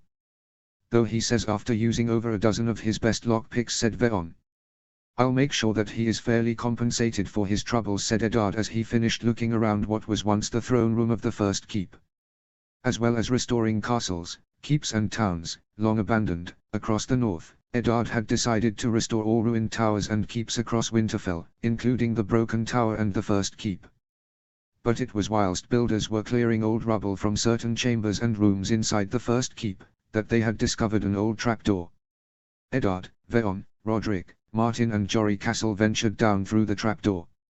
All held torches as they looked around this unfamiliar place, which at first looked like a corridor, with a passage leading down further, and on the walls were carvings of direwolves, Stark kings, battles and the achievements of various Stark kings. Eddard found it intriguing, for it never had appeared on the old maps of the First Keep. What could be down here, uncle? Jory asked Sir Roderick. Perhaps what was left of the victims of Theon the Hungry Wolf, said Martin. The very same king in the north who raided Andalos and exterminated all those he found there and littered the coasts of the north with their severed heads, Jory Roderick said to Jory, whose excitement dimmed at their grim tales, at which Roderick and Martin both grinned mischievously. "You're torturing the poor boy," Eddard said. "Apologies, my lord. Just trying to bring some humor down to this dreary place," said Martin as they came to what looked like the end of the corridor. Eddard held up his torch to see a large chamber. Statues of snarling direwolves stood in every corner, as if daring any trespasser to come closer. "If this were one of my night terrors, it would about now when those statues would come to life and leap up at us and we'd be their first meal in thousands of years," said Martin. Eddard only grinned whilst Jory, Roderick and Veon chuckled at his jape. But whilst he had been looking at the direwolf statues, he hadn't noticed the crates besides two of them standing and snarling straight ahead of Eddard and his group. "What are in those crates?" Veon asked as he pointed at one of them. "Let's go and find out," said Eddard, and he ventured first to the crates. Eddard tapped around the crates whilst Roderick held up both his own torch and Eddard's. "I don't see any lock on any of them, my lord," said Veon. "No, neither do I," said Eddard as Roderick passed him back his torch. "My lord," said Jory, and he pointed out that he had found a couple of torch sconces. He placed his in one whilst Eddard passed his torch to Jory, who then placed it inside the other torch sconce. Eddard opened the first crate and inside was something he was not at all expecting to see. "Are those ingots?" Martin asked. "Aye, they are," said Roderick. "What are they doing here? And who would leave them down here?" "They aren't gold or silver," Jory pointed out. "They must have some value of a sort if they were left down here," Veon suggested. "Do all of the crates contain ingots?" asked Eddard. Jory, Roderick and Martin opened each of the other 9 crates and they confirmed that all of them contained ingots. Veon held up one of them to the light of his torch. "Strange," he remarked. "What, Veon?" asked Roderick. "I don't know. It looks strong and yet it feels light. And the color, I don't know, it seems familiar for some reason," he replied. "Jory, go back up and bring some men to bring these crates up. We'll soon find out what they are. If they were left down here, then they must hold some importance. And Veon, bring men down here to clear what debris they can find, and Maester Wallers can look around to see if he can decipher the history found on these walls," said Eddard. "Aye, my lord," said Jory before running back to the trapdoor. "Aye, my lord," said Veon, walking as opposed to running like Jory. Eddard decided to look around the walls and, like with the corridor, didn't see anything which held much significance to him. And there was writing which was written in the runes of the first men and in the old tongue, most of which was unknown to the northerners, whom spoke the common tongue like with the rest of Westeros. When Jory returned with a dozen guardsmen, Eddard left whilst Jory, Martin and Roderick helped with bringing the crates back up into the throne room of the first keep. Eddard watched as the crates were brought into the daylight as the sun shone through the windows. But as it did so, he realized why the ingots looked familiar to Veon. He ran to his solar in the great keep and found ice hanging on the mantelpiece as it was always found. He took it and ran back to the first keep. "What is wrong, my lord?" asked Martin. Veon was right, "It does look familiar," he said as he unsheathed ice and turned to Jory. "Jory, pick up an ingot and hold it up against ice," said Eddard. Jory did as he was told and picked up an ingot and held it up against ice. "By the old gods, this is all Valyrian steel." "Valyrian steel," said Eddard as he sheathed ice. "How many ingots are there?" Eddard asked. Jory counted the ones in the crate he took his ingot from and then examined each of the other crates. 12 ingots in each crate, my lord," said Jory. 120 ingots of Valyrian steel, that is," Martin added. "If I sold these across Westeros, we would have more than enough gold to pay for all that we need. No, I may end up selling some of it to the fucking Targaryens or some of their fucking lackeys and lickspittles. Only the lords of the north will have Valyrian steel, and possibly our allies from the rebellion," Eddard thought as he looked at all of the crates. "Martin, have the crates sealed and brought into my solar," said Eddard. "Aye, my lord," said Martin before Eddard walked back to the great keep. He walked to Prydane's chambers, hoping to see Ash there with their son. But when he arrived, he only saw Prydane with old Nan. "Good day, my lord," said old Nan. "Good day. How is Prydane?" he asked. "He is well, my lord. He is sleeping after I told him a story about Brandon the Bloody Blade at the Red Lake," she replied. "And where is Lady Stark?" he asked. Maester Wallers was called to her in your chambers, my lord, she replied. Maester Wallers. Gods, whatever for? Do you know why? Eddard asked. I think that she looked a little unwell, my lord, she said. Gods, no, not Ash. Not now. Eddard ran as fast as he could to his chambers, where he saw Ash laying down in their bed, and Maester Wallers standing beside her and rubbing a damp cloth across her forehead. What is it? What's happened? Eddard asked worriedly. It's all right, Ned. Maester Wallers says I am with child, she said, beaming. Oh, thank the old gods, Eddard thought before he rushed to be by Ash and helped her to sit up, and he sat by her side and wrapped his arms around her and their lips met, Eddard not wanting to break from this kiss. Do you know how long? Eddard asked, breaking from the kiss before turning to Maester Wallers. I would think that in at least 6 moons or at most 7 moons, my lord, he said before taking his leave. Oh, Ash, this is such wonderful news, he said, kissing her again. He rested his back against the headrest whilst she rested her head on his lap, and he ran his fingers through her hair. I was meaning to ask, what is going on at the first keep that had you so excited that you were running back there with ice, she asked. Inside a hidden chamber in the first keep, we discovered 10 crates, filled with 120 ingots of Valyrian steel, he explained. She used her arms to support herself as she sat up to face Eddard. 120 ingots. I examined them against ice and saw that they were Valyrian steel, said Eddard. Gods. What will be done with them? Ash asked. I think that we shall award them to the bannermen. Forge them into swords, axes and hammers and gift them to the houses that do not possess Valyrian steel weapons, said Eddard. They'll love you for that. They'll call you Eddard the blacksmith, said Ash as she wrapped her arms around him and kissed him. In all honesty, I had thought about selling most of it to houses across Westeros, but then I decided against it, Eddard admitted. I can see why. You don't want to accept the stolen money of the Targaryens should Rhaegar send you a raven, she said. She broke from the hug before looking Eddard in the eyes. But, sooner or later, he may find out, or some other lord will find out. And when they do, we'll be besieged by lords, Lord Paramounts and Targaryens to either sell or gift them Valyrian steel, said Ash. Aye, that's why it shall be kept a closely kept secret, said Eddard. Ashura v. All of this Valyrian steel is making Ned so excited, Ashura thought as she admired all of the newly forged Valyrian steel weapons in Ned's solar. Long swords, bastard swords, great swords, double-headed battle axes, spiked maces, warhammers and spearheads. If it had all been discovered 20 years ago, House Stark could have become one of the wealthiest of all houses by selling some Valyrian steel to the wealthiest of houses, such as the Lannisters, Tyrells, Targaryens, Graftons, Hightowers, Redwynes and the Martells, Ashura thought as she held up a longsword and waved it around a few times. She had recently written a letter to Elia and to Arthur that she was now carrying yet another child, and both had sent a joyous reply to her. I hope they are both okay.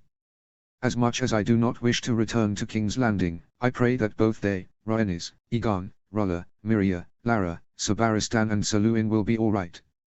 Rhaegar is as unpredictable as his fucking mad father. I hope his mother has given him more than a few slaps around the head for all the thoughtlessness on his part which has led to the deaths of thousands. Impressive, aren't they? Asked Ned, standing behind her and holding Prydain in his arms.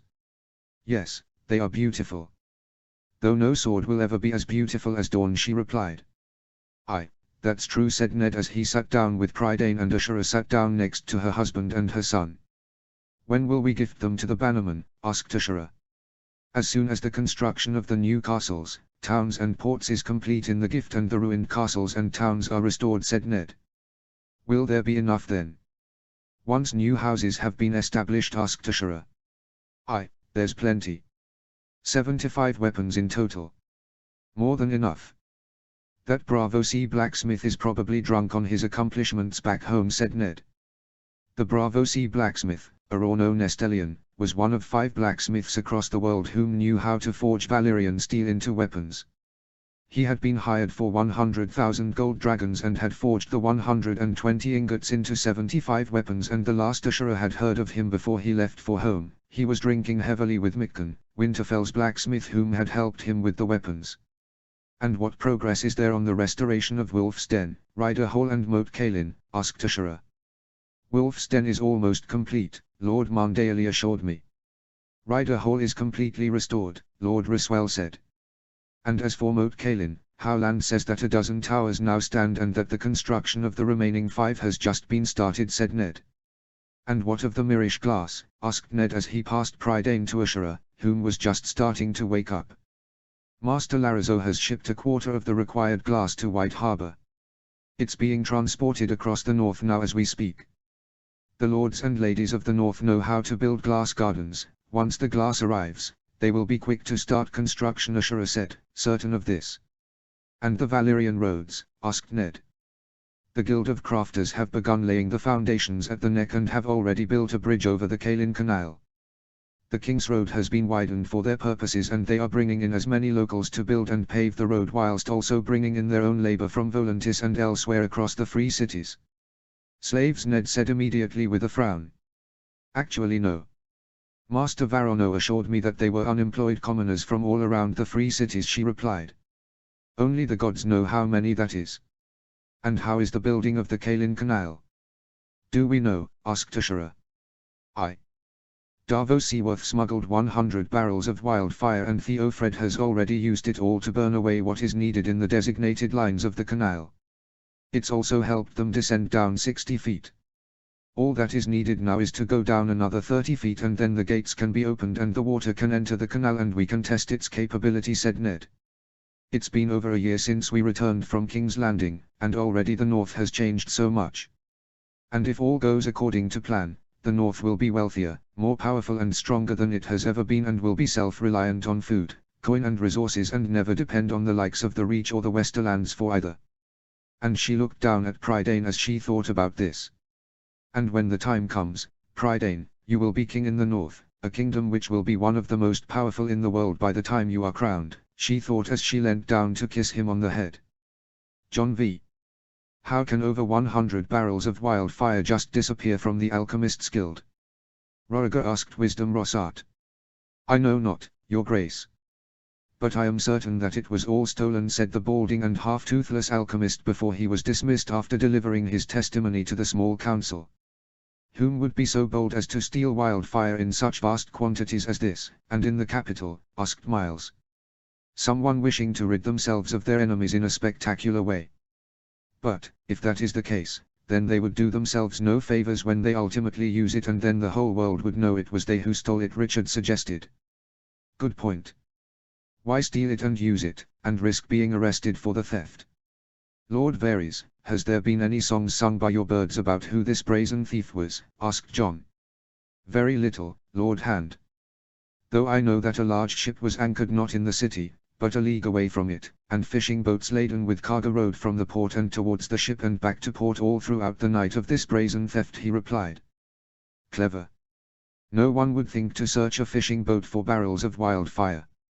So they loaded the fishing boats with a few barrels for each trip until the ship carrying the entire cargo sailed away to safety once it was loaded. Whomever did this is obviously not a local and inept thief nor a common and inexperienced smuggler. The ship. Was it recognized by anyone at all? Asked Grand Maester Pycelle. No. Unfortunately. Though one of my little birds thought that he recognized the captain. He thought it looked like the self-proclaimed Prince of the Narrow Sea, the pirate Lord Salad Horsaran, said Varys. John's eyes opened wide at the very mention of his name. I've heard of him. None of those stories are pleasant. Many merchant ships told father tales of escaping to Griffin's Roost when being pursued by that Lysan pirate and his flagship, the Valyrian. If it was him, what would he be doing with so much wildfire? Taking the Stepstones Islands for himself and building himself a pirate kingdom? Asked Richard. The Stepstones. Surely any pirate lord would want to capture it intact, so as not to burn any potential ships or loot with something such as wildfire. But it begs the question. What would the most dangerous pirate in the Narrow Sea be doing with that much wildfire? He must be trying to sell it. That's the only reason I can think of. I don't think so, Lord Lunmouth. Salad Horsaran has never shown any interest in the Stepstones. He prefers to rule from his palace in Lys, said Lord Varys. Keep your spies on the hunt for any information regarding this theft and where Salad Horse Aron may have taken or sold this wildfire, said Roriger. Of course, Your Grace, said Lord Varys. Was there anything else? Asked Roriger. There was one thing, Your Grace. I have discovered why it was that Lord Stark had taken such an enormous loan from the Iron Bank of Bravo, said Lord Varys. Ah. This should be good. There's more to the story than just the annexation of the gift. Eddard Stark wouldn't have needed 200,000 gold dragons simply to annex some infertile farmland and snow-covered rocks. Very well. What news, Lord Varys? Asked Roriger. It seems he was investing in the northern economy after all. In the hills and mountains of the north, after mining there, many kinds of valuable minerals and materials were discovered. Of what sort? Asked the Grand Maester. Lord Varys drew a small scroll from the pocket of his robes and read it out. Diamonds, gemstones, gold, silver, iron, copper, corundum, bronze, electrum, zinc and lead, just to name a few, Grand Maester, said Lord Varys. By the gods. So Eddard Stark wants to turn the north into another country filled with mines like the Westerlands. It seems we may have all underestimated the northerners. The north seems to be full of surprises. But, Tywin Lannister won't be pleased with the competition. So that is all that he's been doing. Building mines? Asked Roriger. No, not all, Your Grace. Glass gardens are being built all across the north for the production of more food. Presumably to make the north less reliant on the Reach for food produce, said Lord Varys. A sensible solution. I never would have expected that from the Starks. It must be the doing of Asher Dane. Eddard Stark has no brain capable of producing such rewards made from such risks. And on one last note, he is building castles, towns and ports in the Gift and elsewhere across the north and restoring ruined castles and structures, such as the Moat Cailin, said Lord Varys. Restoring Moat Cailin? Whatever for? It's not as if the Riverlands will invade the north. Or does he anticipate a conflict with the Crown and this is his way of ensuring the north's protection? Was that all, Lord Varys? Asked Sir Kevan. Yes, it is, said Lord Varys. So, Eddard Stark is fortifying the north as well as increasing the production of food and is now slowly turning the north into a more powerful and wealthier kingdom than it once was, Miles concluded. But he wouldn't be restoring something such as Moat Cailin unless he was expecting a war that might threaten the north, said Richard. What say you, Your Grace? Asked Miles. For now, Eddard Stark has committed no treasons which warrant a war. For now. But, we must be on guard. Eddard Stark is up to something. We do not know what it is, yet. But we must find out soon, said Roriger. Well said, Your Grace, said Jon. Chapter 9, Dark Tidings. Chapter text. Elia 4. Gods, Artie, you make me feel so alive and so happy, said Elia as she pulled Arthur in for a longing and passionate kiss, as they stood together, alone in the Queen's ballroom. And you make me feel as though I am the happiest man in the world, he said as he stroked her face as they paused for breath. Why did life have to be so complicated, with noble marriages forbidding us from marrying? Why couldn't we have married when we were still spending time at the Water Gardens? Back when we knew that we loved each other. I'd never have been married to Roriger, and if Stefan Baratheon hadn't drowned, he could have found a pure Valyrian bride for Roriger and they'd have had the 3 children he was so desperate to have. We can't stay here for long, my love. This isn't the Maiden Vault, said Arthur. I know, Artie. Just a few more moments with you, she begged with a pouting smile. He gave up with a grin before holding Elia's face with both hands and kissing her. Gods, I love you so much, Artie. Well now, what is this? Elia froze and broke from the kiss as she turned around to see Cersei Lannister and Roriger.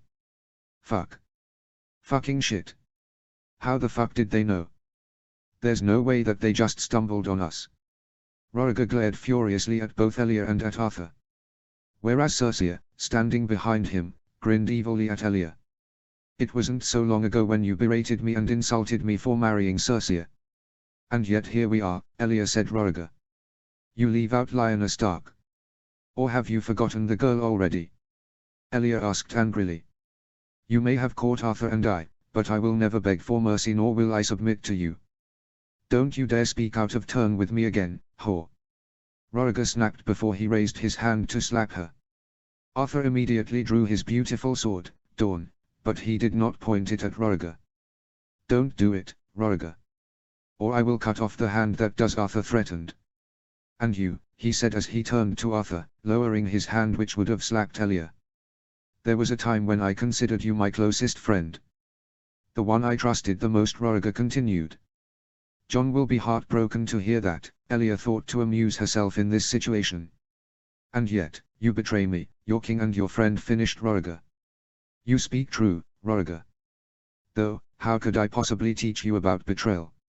Arthur replied with sarcasm that would have made Sir Oswell proud. "Well said, Artie. Silence. You have betrayed me. Both of you. Are Rhaenys and Aegon even my children? What the fuck is wrong with you?" "Of course they are. You can call me a whore, Roriger. You can insult me, you can mistreat me and you can denigrate me for all the realm to bear witness, but never will you do the same to your children with me. Before this year, I never ever even kissed a man or a woman on the lips as I once kissed you. Yes, they are your children. Both have the blood of the Mother Rowan and the great dragon riders of old Valyria. They are your children.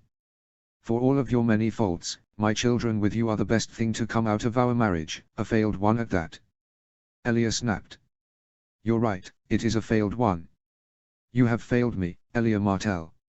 As have you, Arthur Dayne. From this day forth, the four of you are exiled to Dorne. You, traitorous Sword of the Morning, are exiled to Starfall. And as for you, whore, you will take your children to Sunspear, where they shall never again dare to call themselves Targaryens. They are bastards. No. No, you fucking cunt. They are your children. Aegon is the rightful crown prince, you fucking shit stain of a coward. No, Roriger. Aegon and Rhaenys are both Valyrians, you fucking idiot. They are both Targaryens. Are you so blinded by your own failings that you would blame them on me?" Arthur snapped, now pointing Dawn at Roriger. "My failings? Everything I have done has been for the realm and to save the realm. And yet, in spite of it all, in spite of trying to explain to you both that what I do is for the salvation of all the Seven Kingdoms, you insult me and House Targaryen. Just be fucking grateful that I am not having you burnt alive for your treason as my father would have done," said Roriger. Elia couldn't believe what was happening. This couldn't be happening. It just couldn't. "Guards!" cried Cersei. Elia watched the door to see over 24 red cloaks of Casterly Rock enter the Queen's ballroom. "Take Elia Martell to her chambers and Arthur Dayne to the White Sword Tower," said Roriger. "A wheelhouse will take you to Dorne. You, traitor, will go back to Starfall. As for you, whore, you and your offspring will go to Sunspear and none of you will ever set foot outside of it again. And neither of you are to ever meet again, on pain of death." Roriger looked at them one last time before turning around and leaving, closely followed by Cersei. "Roriger, you fucking idiot. Dawn will never forgive you for this. Nor will my family. House Martell will have its bloody vengeance, you stupid cunt. Did your prophecies tell you that you'll fucking die like you've lived? A coward who cannot face his mistakes nor own up to them." Elia shouted. Arthur 4. Starfall. Beautiful Starfall, Arthur thought as he rode to the gates and looked at the gates and walls. As the gates opened for him, Arthur looked down at the parting gift Elia had given him before their forced separation at the Boneway. A lady's favor decorated with the sun-pierced spear of House Martell. And every time he smelled it, he always thought of Elia. But every time he thought of her, he had to blink repeatedly to stop himself from crying. And he thought back to the last words she told him before he was forced from her. "I will love you forever and ever. And I will always love you," he said as he cried. The gates opened for him and he rode inside to the keep. The return home was bittersweet. He loved home and the boyish part of him was delighted to be back. But all happiness was short-lived. "I am no Kingsguard. I am no Sword of the Morning. I'm not even a knight. Dawn won't even accept me," he thought as he looked at the box carrying Dawn, which burned his hands the last time he tried to touch it. "I have failed her. I failed Elia, Rhaenys and Aegon. I broke the oath I swore to her and to her children. I don't deserve to ever wield Dawn again. I'm a fucking useless shit piece that doesn't deserve to call himself a knight. Brother, he heard from the steps of the Palestone Sword. He looked up to see his brother, Lord Aaron of House Dane, whom had become Lord after the death of father, Lord Alvar, after his death of Greyscale, 10 years ago. From Aaron's marriage to Lady Felora Fowler of Skiriach, they had just one son, whom he had named Edric. Aaron, said Arthur as he climbed down from his horse. Oh, gods, Arthur, said Aaron as they hugged, and Aaron held on to him dearly. Tell me, none of this is true, that Roger said, asked Aaron. Arthur looked down at his feet before looking up at Aaron again. It's true, said Arthur, defeated. Come, Arthur. Let's get inside, said Aaron. Arthur followed Aaron inside and saw in the Starsword Hall, Felor and Illyria were knitting a tapestry together. Brother! Illyria cried as she saw him. Before Arthur could say anything, his 2- and 10-year-old sister charged straight at him and hugged him. Hello, Illyria. How are you? He asked. So much better for seeing you, said Illyria as he hugged her. Come now, Illyria. Arthur is tired, he must rest, said Aaron. But, Aaron, Illyria complained. It's all right. I can stay around a few more moments to see everyone, Arthur insisted. My lady, said Arthur, bowing his head to Felor and kissing her extended hand. Arthur. Welcome home, she said with a kind smile. And how is little Edric? Arthur asked. He is well. In Ashura's old chambers and resting, that last we saw of him, said Aaron. Have you heard from Ashura recently? Asked Arthur. Yes, we have. She said that she is close to giving birth and that all is well in Winterfell, said Aaron. Arthur, where is Dawn? Asked Illyria. Arthur fought to stop himself from breaking into tears that Dawn wouldn't accept him anymore. It doesn't wish for me to wield it again, Arthur explained as the box which carried Dawn was brought inside. But why not? You're the sword of the morning. Illyria said. Illyria. Give your brother a chance to rest. He is tired, said Aaron. Go, brother. Your old chambers have been made ready for your arrival, said the Lord of Starfall. Thank you, said Arthur as he watched as Dawn was taken by 2 servants, whom carried it by using steel tongs to place it on the mantelpiece, just as it would have done before Arthur became the sword of the morning. Arthur walked to his chambers and lay down on the bed. As he did so, Aaron entered his chambers. Are you here to chastise me, brother? I've had enough of that already from my former sworn brothers, said Arthur. No, I am not.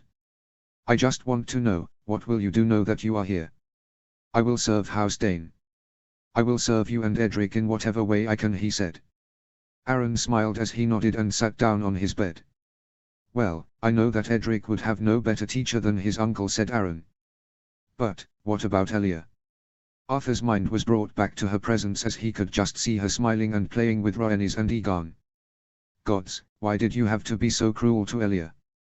She is the most gentle woman in the 7 kingdoms and has been as charitable to the small folk as Baelor the Blessed was. Is this a punishment for the love she and I share? I do not know, said Arthur. Are forbidden from writing to each other? Aaron asked. No, said Arthur as he shook his head and felt his tears sting his eyes. Forgive me. Just rest. We'll see you later for dinner, said Aaron before he stood up and walked outside and closed the door. Ashura 6. Ashura lay in bed, exhausted and finding it hard to breathe. Ash, said Ned, rushing inside their chambers whilst Maester Willis examined their newborn children. Are you well? He asked as he held both her hands. I am, now that you're here, she said as she kissed him. I'm only ever well when you're with me, Ned. Ned passed her a cup of water and helped her sit up as she drank from it. Gods, delivering twins is hard, she thought as she finished her cup, only to turn her head to hear the crying of her newly born twins. Twins? Ned asked. Yes, twins, said Ashura as she held Ned's hand. But it is also worth the pain in the end. Maester Wallers passed one to Ned and the other to Ashura. A boy and a girl, my lord and lady, he said as Ashura looked down at her son. And they are well, Maester Wallers? They are healthy, asked Ashura. They are, my lady. But now, I must check that you are well, my lady, said Maester Wallers. Wait, before you do, said Ashura, holding her son and then kissing his tiny head as she rocked him. She kissed her daughter's head before Ned took both of their children outside. Prydain will have trouble from those two, I'm sure. Oberyn and Elia were always behaving like a pair of mischievous twins in the water gardens. Whilst Ashura briefly rested her eyes, she could feel Maester Wallers examine her and dabbed her forehead with a wet towel. "My lady," said Maester Wallers. Ashura opened her eyes and he passed her the refilled cup of water. She drank it and felt as though she had finally caught her breath again. "How do you feel, my lady? Is there any serious pains anywhere around your body?" he asked. "You mean other than the fact that I just gave birth to twins?" "No.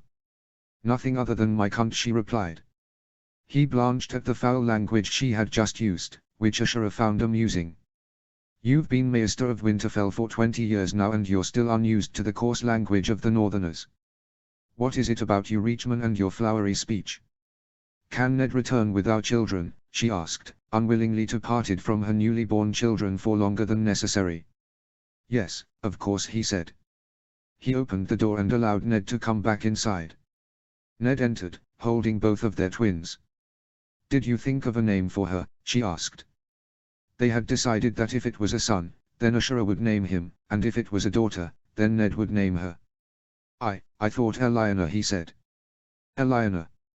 Oh, that's excellent. Eliana. Yes, I like that. What do you think?" Ashura asked their daughter as she held her in her arms. She and he have my eyes, she realized when she saw their violet eyes look up at Ned and at Ashura. Eliana cooed at Ashura as she stretched her tiny arms around. Ashura beamed at her beautiful daughter. "Now, what do we call you, my handsome little boy?" Ashura turned to Ned as he held their son in his large arms, but had started to cry, which caused his sister to cry also. "I was thinking Halric. It seemed like a good and strong northern name," said Ashura. "Halric? That's a good name for you, isn't it?" Ned asked Halric. Halric seemed to calm down as he looked up. Ned put his arm around Ashura's shoulder and leant in and kissed her. "We have 3 very beautiful children," he said. Yes, we do," she said before she kissed him. Someone began to knock on the door. "My lord. My lady. I had some food prepared for my lady," said Veon. "Come in, Veon." "Some food sounds like a brilliant idea," said Ashura. "Gods, I'm starving." Chapter 10, No Time to Stand on Ceremony. Chapter text. John 6. It used to be that I longed for the day that Rhaegar would see sense and divorce Elia Martell. But now, I realize just how wrong I was, John thought as 200 more Red Cloaks of Casterly Rock had marched into the Red Keep. Does our new queen intend to turn the capital into a colony for the Lannisters? I've counted 5 times when she talks amongst her lickspittle handmaidens and ladies-in-waiting that Casterly Rock is far grander than the Red Keep and King's Landing combined. John didn't approve of the public dismissal of not only Elia Martell, but also Sir Arthur and Princess Rhaenys and Prince Aegon. What poison has this Lannister bitch been filling Rhaegar's head with? My Silver Prince, my king, is being used like a toy from a puppet show by Cersei Lannister. But will he listen to me? He dismissed Arthur and Elia and his own children. Rhaenys and Aegon are his children, they are Targaryens. Rhaegar has turned against his own children, all because of that Lannister whore. I need to talk with Rhaegar before he turns the Martells and all of Dorne completely against us. There is still a great deal of anger aimed at Rhaegar by the rebels across the 7 kingdoms. And the Martells were loyal during the rebellion. How will it look when this is seen as how we reward loyalty? John panicked as he walked around his solar in the Tower of the Hand. This isn't how it should have gone. Yes, what Arthur and Elia did was wrong, but it had to be dealt with quietly, not publicly for the whole fucking world to know. "My Lord Hand, you sent for me?" asked Kylers as he knocked on the door. John took a deep breath as he turned around from the window to the door. "Yes, come in, Kylers," said John. Kylers entered his solar and John took another deep breath as he reached for his wine cup that had been filled with water. He looked down and saw it was empty. His first reaction was that he wanted to throw it across the room and shout at Kylers for not keeping it filled. But he calmed, knowing that Kylers was always a good and faithful man. "Yes, Kylers. My cousin, Ronald, and his son, Ronit, are expected to arrive soon. When they arrive, please make them welcome and see to their every need until my return," said John. "Of course, my Lord Hand." And if it is asked where you are and when you shall return, he asked. Tell them that I have urgent business with the king and that I should return here by the hour of the bat, he replied. Very good, my lord hand, said Kailas before he bowed his head as John turned back around to the window. What do I do? What do I say to Roriger? Is there something else I can help you with, my lord hand, he asked. John simply turned around and sat down at his chair before facing Kailas again. Whenever father had a problem, he always made it seem so easy with how he would solve it, John replied. With respect, my lord hand, Lord Armand was never the hand of the king, said Kailas. True, he wasn't.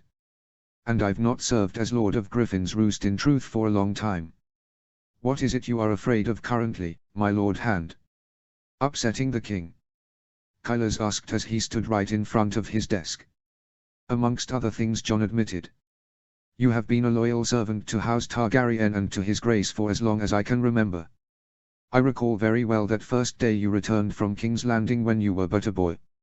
I remember how excited you were to be there and to be a friend to the then Crown Prince, he said. Yes, those were the days. It was all so much easier back then. I didn't have this backload of problems crippling my spine. But, how will that help when I must tell the king he has made a mistake? John asked. Like I said, my lord hand, you've been a loyal servant and friend of his grace. He knows this. But above all, true loyalty isn't telling whom you are sworn to what they want to hear. It's telling them what they need to hear. John nodded at what he was saying. If a man is incapable of telling his king what he needs to hear, does that help, said King. John shook his head. No. No. His grace knows you are a good man, my lord hand. He knows that you've been by his side for many years. And in those years, have you ever once asked for a reward or a show of appreciation for all that you've done? Did you beg him on bended knee to be made his hand? Did you ask for even a hint of gratitude? No, never. It was always out of duty, said John. And out of love. Exactly. The king needs you, my lord hand. Forgive my bluntness, but if you cannot be honest with him and show him your loyalty by telling him what he needs to hear, then he will drift away, and be led away by others close to him, seeking to ingratiate themselves with the king for their own personal benefits. They will seek to serve themselves before they would serve their king. Not like you, Lord Hand, said Kailas. Kailas, you are perhaps the wisest man I have ever known. I am glad that father kept you on, and I am glad that I brought you with me here to King's Landing. Does that help you, my lord hand? He asked. Yes. Yes, it does, said John with a nod as he stood up and absent-mindedly reached for his cup, before remembering it was empty. But then he looked down and saw that it was filled to the brim with water. He looked up in shock at Kailas. Kailas smiled as he held up a jug of water. I know you more than you think, my lord hand, said Kailas with a slight chuckle. John chuckled too and drained the water before putting his cup back down. Gods, I needed that, he said with a sigh. Right, I must go and speak to the king, said John before he wiped his lips of water pouring into his beard. And Kailas? Yes, my lord hand, he asked. Thank you for your advice. I honestly don't know what I would have done had I not asked you to come with me here, he said with a grateful smile. It has always been a pleasure and honor to serve House Connington, my lord hand.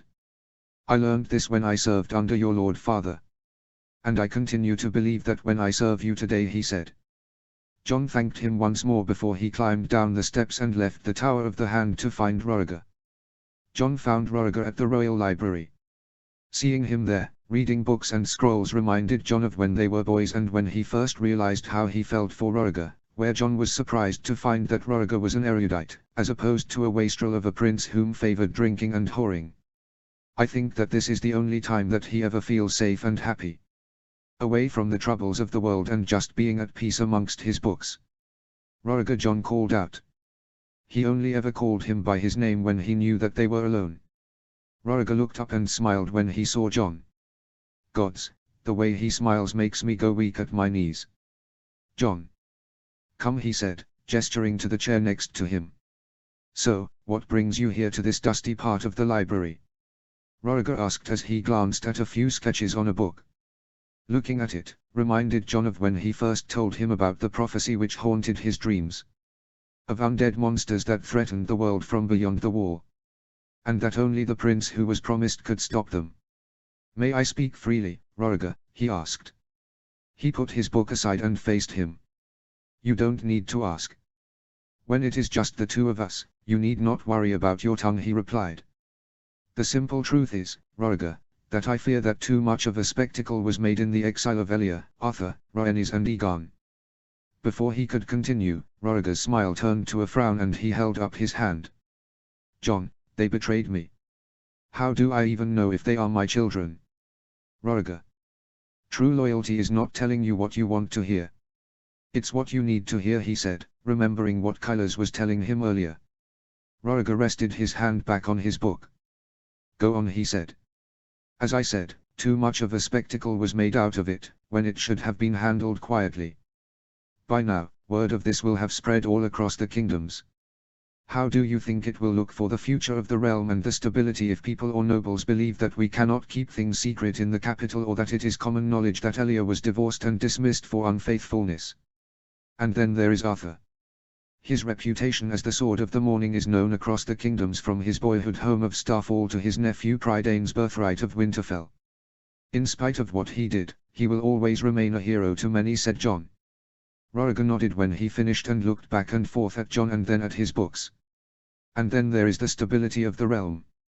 Already, there is unrest amongst the treasonous nobles in the Vale, the Stormlands, the Riverlands and the North. But now, it is possible that many in Dorne will be unrestful towards the Iron Throne, especially when they were loyal in the rebellion. And then there is the matter of queens. Cersei may have the backing of her father and the Westerlands behind her, but ever since you married her and she became a queen, she has never once set foot outside of the Red Keep and offered alms and charity to the small folk," said Jon. "Leave me, Jon. I'll think about what you've said," Roriger said before he pulled his book back. "Of course. I shall see you later," Roriger said Jon as he stood up and walked away. "Pay attention to what I told you, Roriger. I care for this, your realm, and I do not want to see it crumble to ashes and for you to burn with it. But most of all, I care for you and your legacy. And I vow to not let it be destroyed by those whom would seek to serve themselves rather than their king." Eddard 6. "It's all finished now?" "Everything?" Ash asked. "Aye. The castles, towns and ports are complete. 20 in total. And with Halric and Elyana now part of our family, there is even more reason to celebrate," said Eddard. Eddard was hoping that the upcoming feast to welcome the Bannermen would lift Ash's spirits. They had heard the news from Arthur and from Elia, of how their love for each other had been discovered. Arthur stripped of his knighthood, expelled from the Kingsguard and exiled to Starfall. Even Dorne refused to allow Arthur to wield it again. And Elia was divorced and exiled to Sunspear, and her children were now referred to as Rhaenys Waters and Aegon Waters. Ash had spent the night hatefully cursing Roriger and Cersei Lannister. 7 castles of wood and stone, 5 towns and 3 ports had been built across the north and in the Gift. Eddard and Ash had decided what to name each of them and whom they should be awarded to. And it was for this feast, that Eddard had decided that now was the time to award the Valyrian steel weapons to his bannermen for their continued loyalty to House Stark and further his plans for northern independence. "When the time comes for the north to be free and you meet Roriger, whether in the battlefield or where he is begging you for mercy across the negotiating table, promise me that you will batter him bloody," said Ash. "I promise," said Eddard. "My lord, the bannermen and their families are assembled in the hall," said Maester Jellimund. Maester Warlers had died peacefully in his sleep 2 moons before, and the Citadel had sent Jellimund as a replacement. Eddard and Ash liked Maester Jellimund. He was a northerner from White Harbor and he always kept Prydain amused with the silly faces he would pull. "Thank you, Maester. Let's greet them," said Eddard as he turned to Ash, and they held each other's hand as they walked to the hall, where Eddard saw the lords and ladies of the north seated or about to sit down. "My lords and ladies, welcome to Winterfell on this wonderful day," Eddard announced. The Umbers and the Karstarks were the loudest to cheer as they gave him greeting loud. "Today is important, because I have been informed that the newest settlements in the Gift and elsewhere across the north have been completed. A total of 7 castles, 5 towns and 3 ports. And of course, they cannot be ruled without good men ruling them," he said before Maester Jellimund passed him a parchment. Will the following men please step forward to claim their rights to a lordship? Moors Umber, Hodder Umber, Arnulf Karstark, Leopold Tallheart, Martin Castle, Ethan Glover, Sir Torrin Ashwood, Theodan Wells, Byrne Overton, Biron Moss, Cregan Mollin, Goran Long, Torsyth Lightfoot, Horfrost Iron Smith, Sir Donal Poole. There was a brief silence in the hall. Eyes were turned to the men whose names were called out. They eventually all stood up and formed a line in front of Eddard as Veon briefly nodded to his cousin before passing each of the selected men a parchment confirming their lordship and where it was that they were to rule. Gregor Forrester raised a tankard and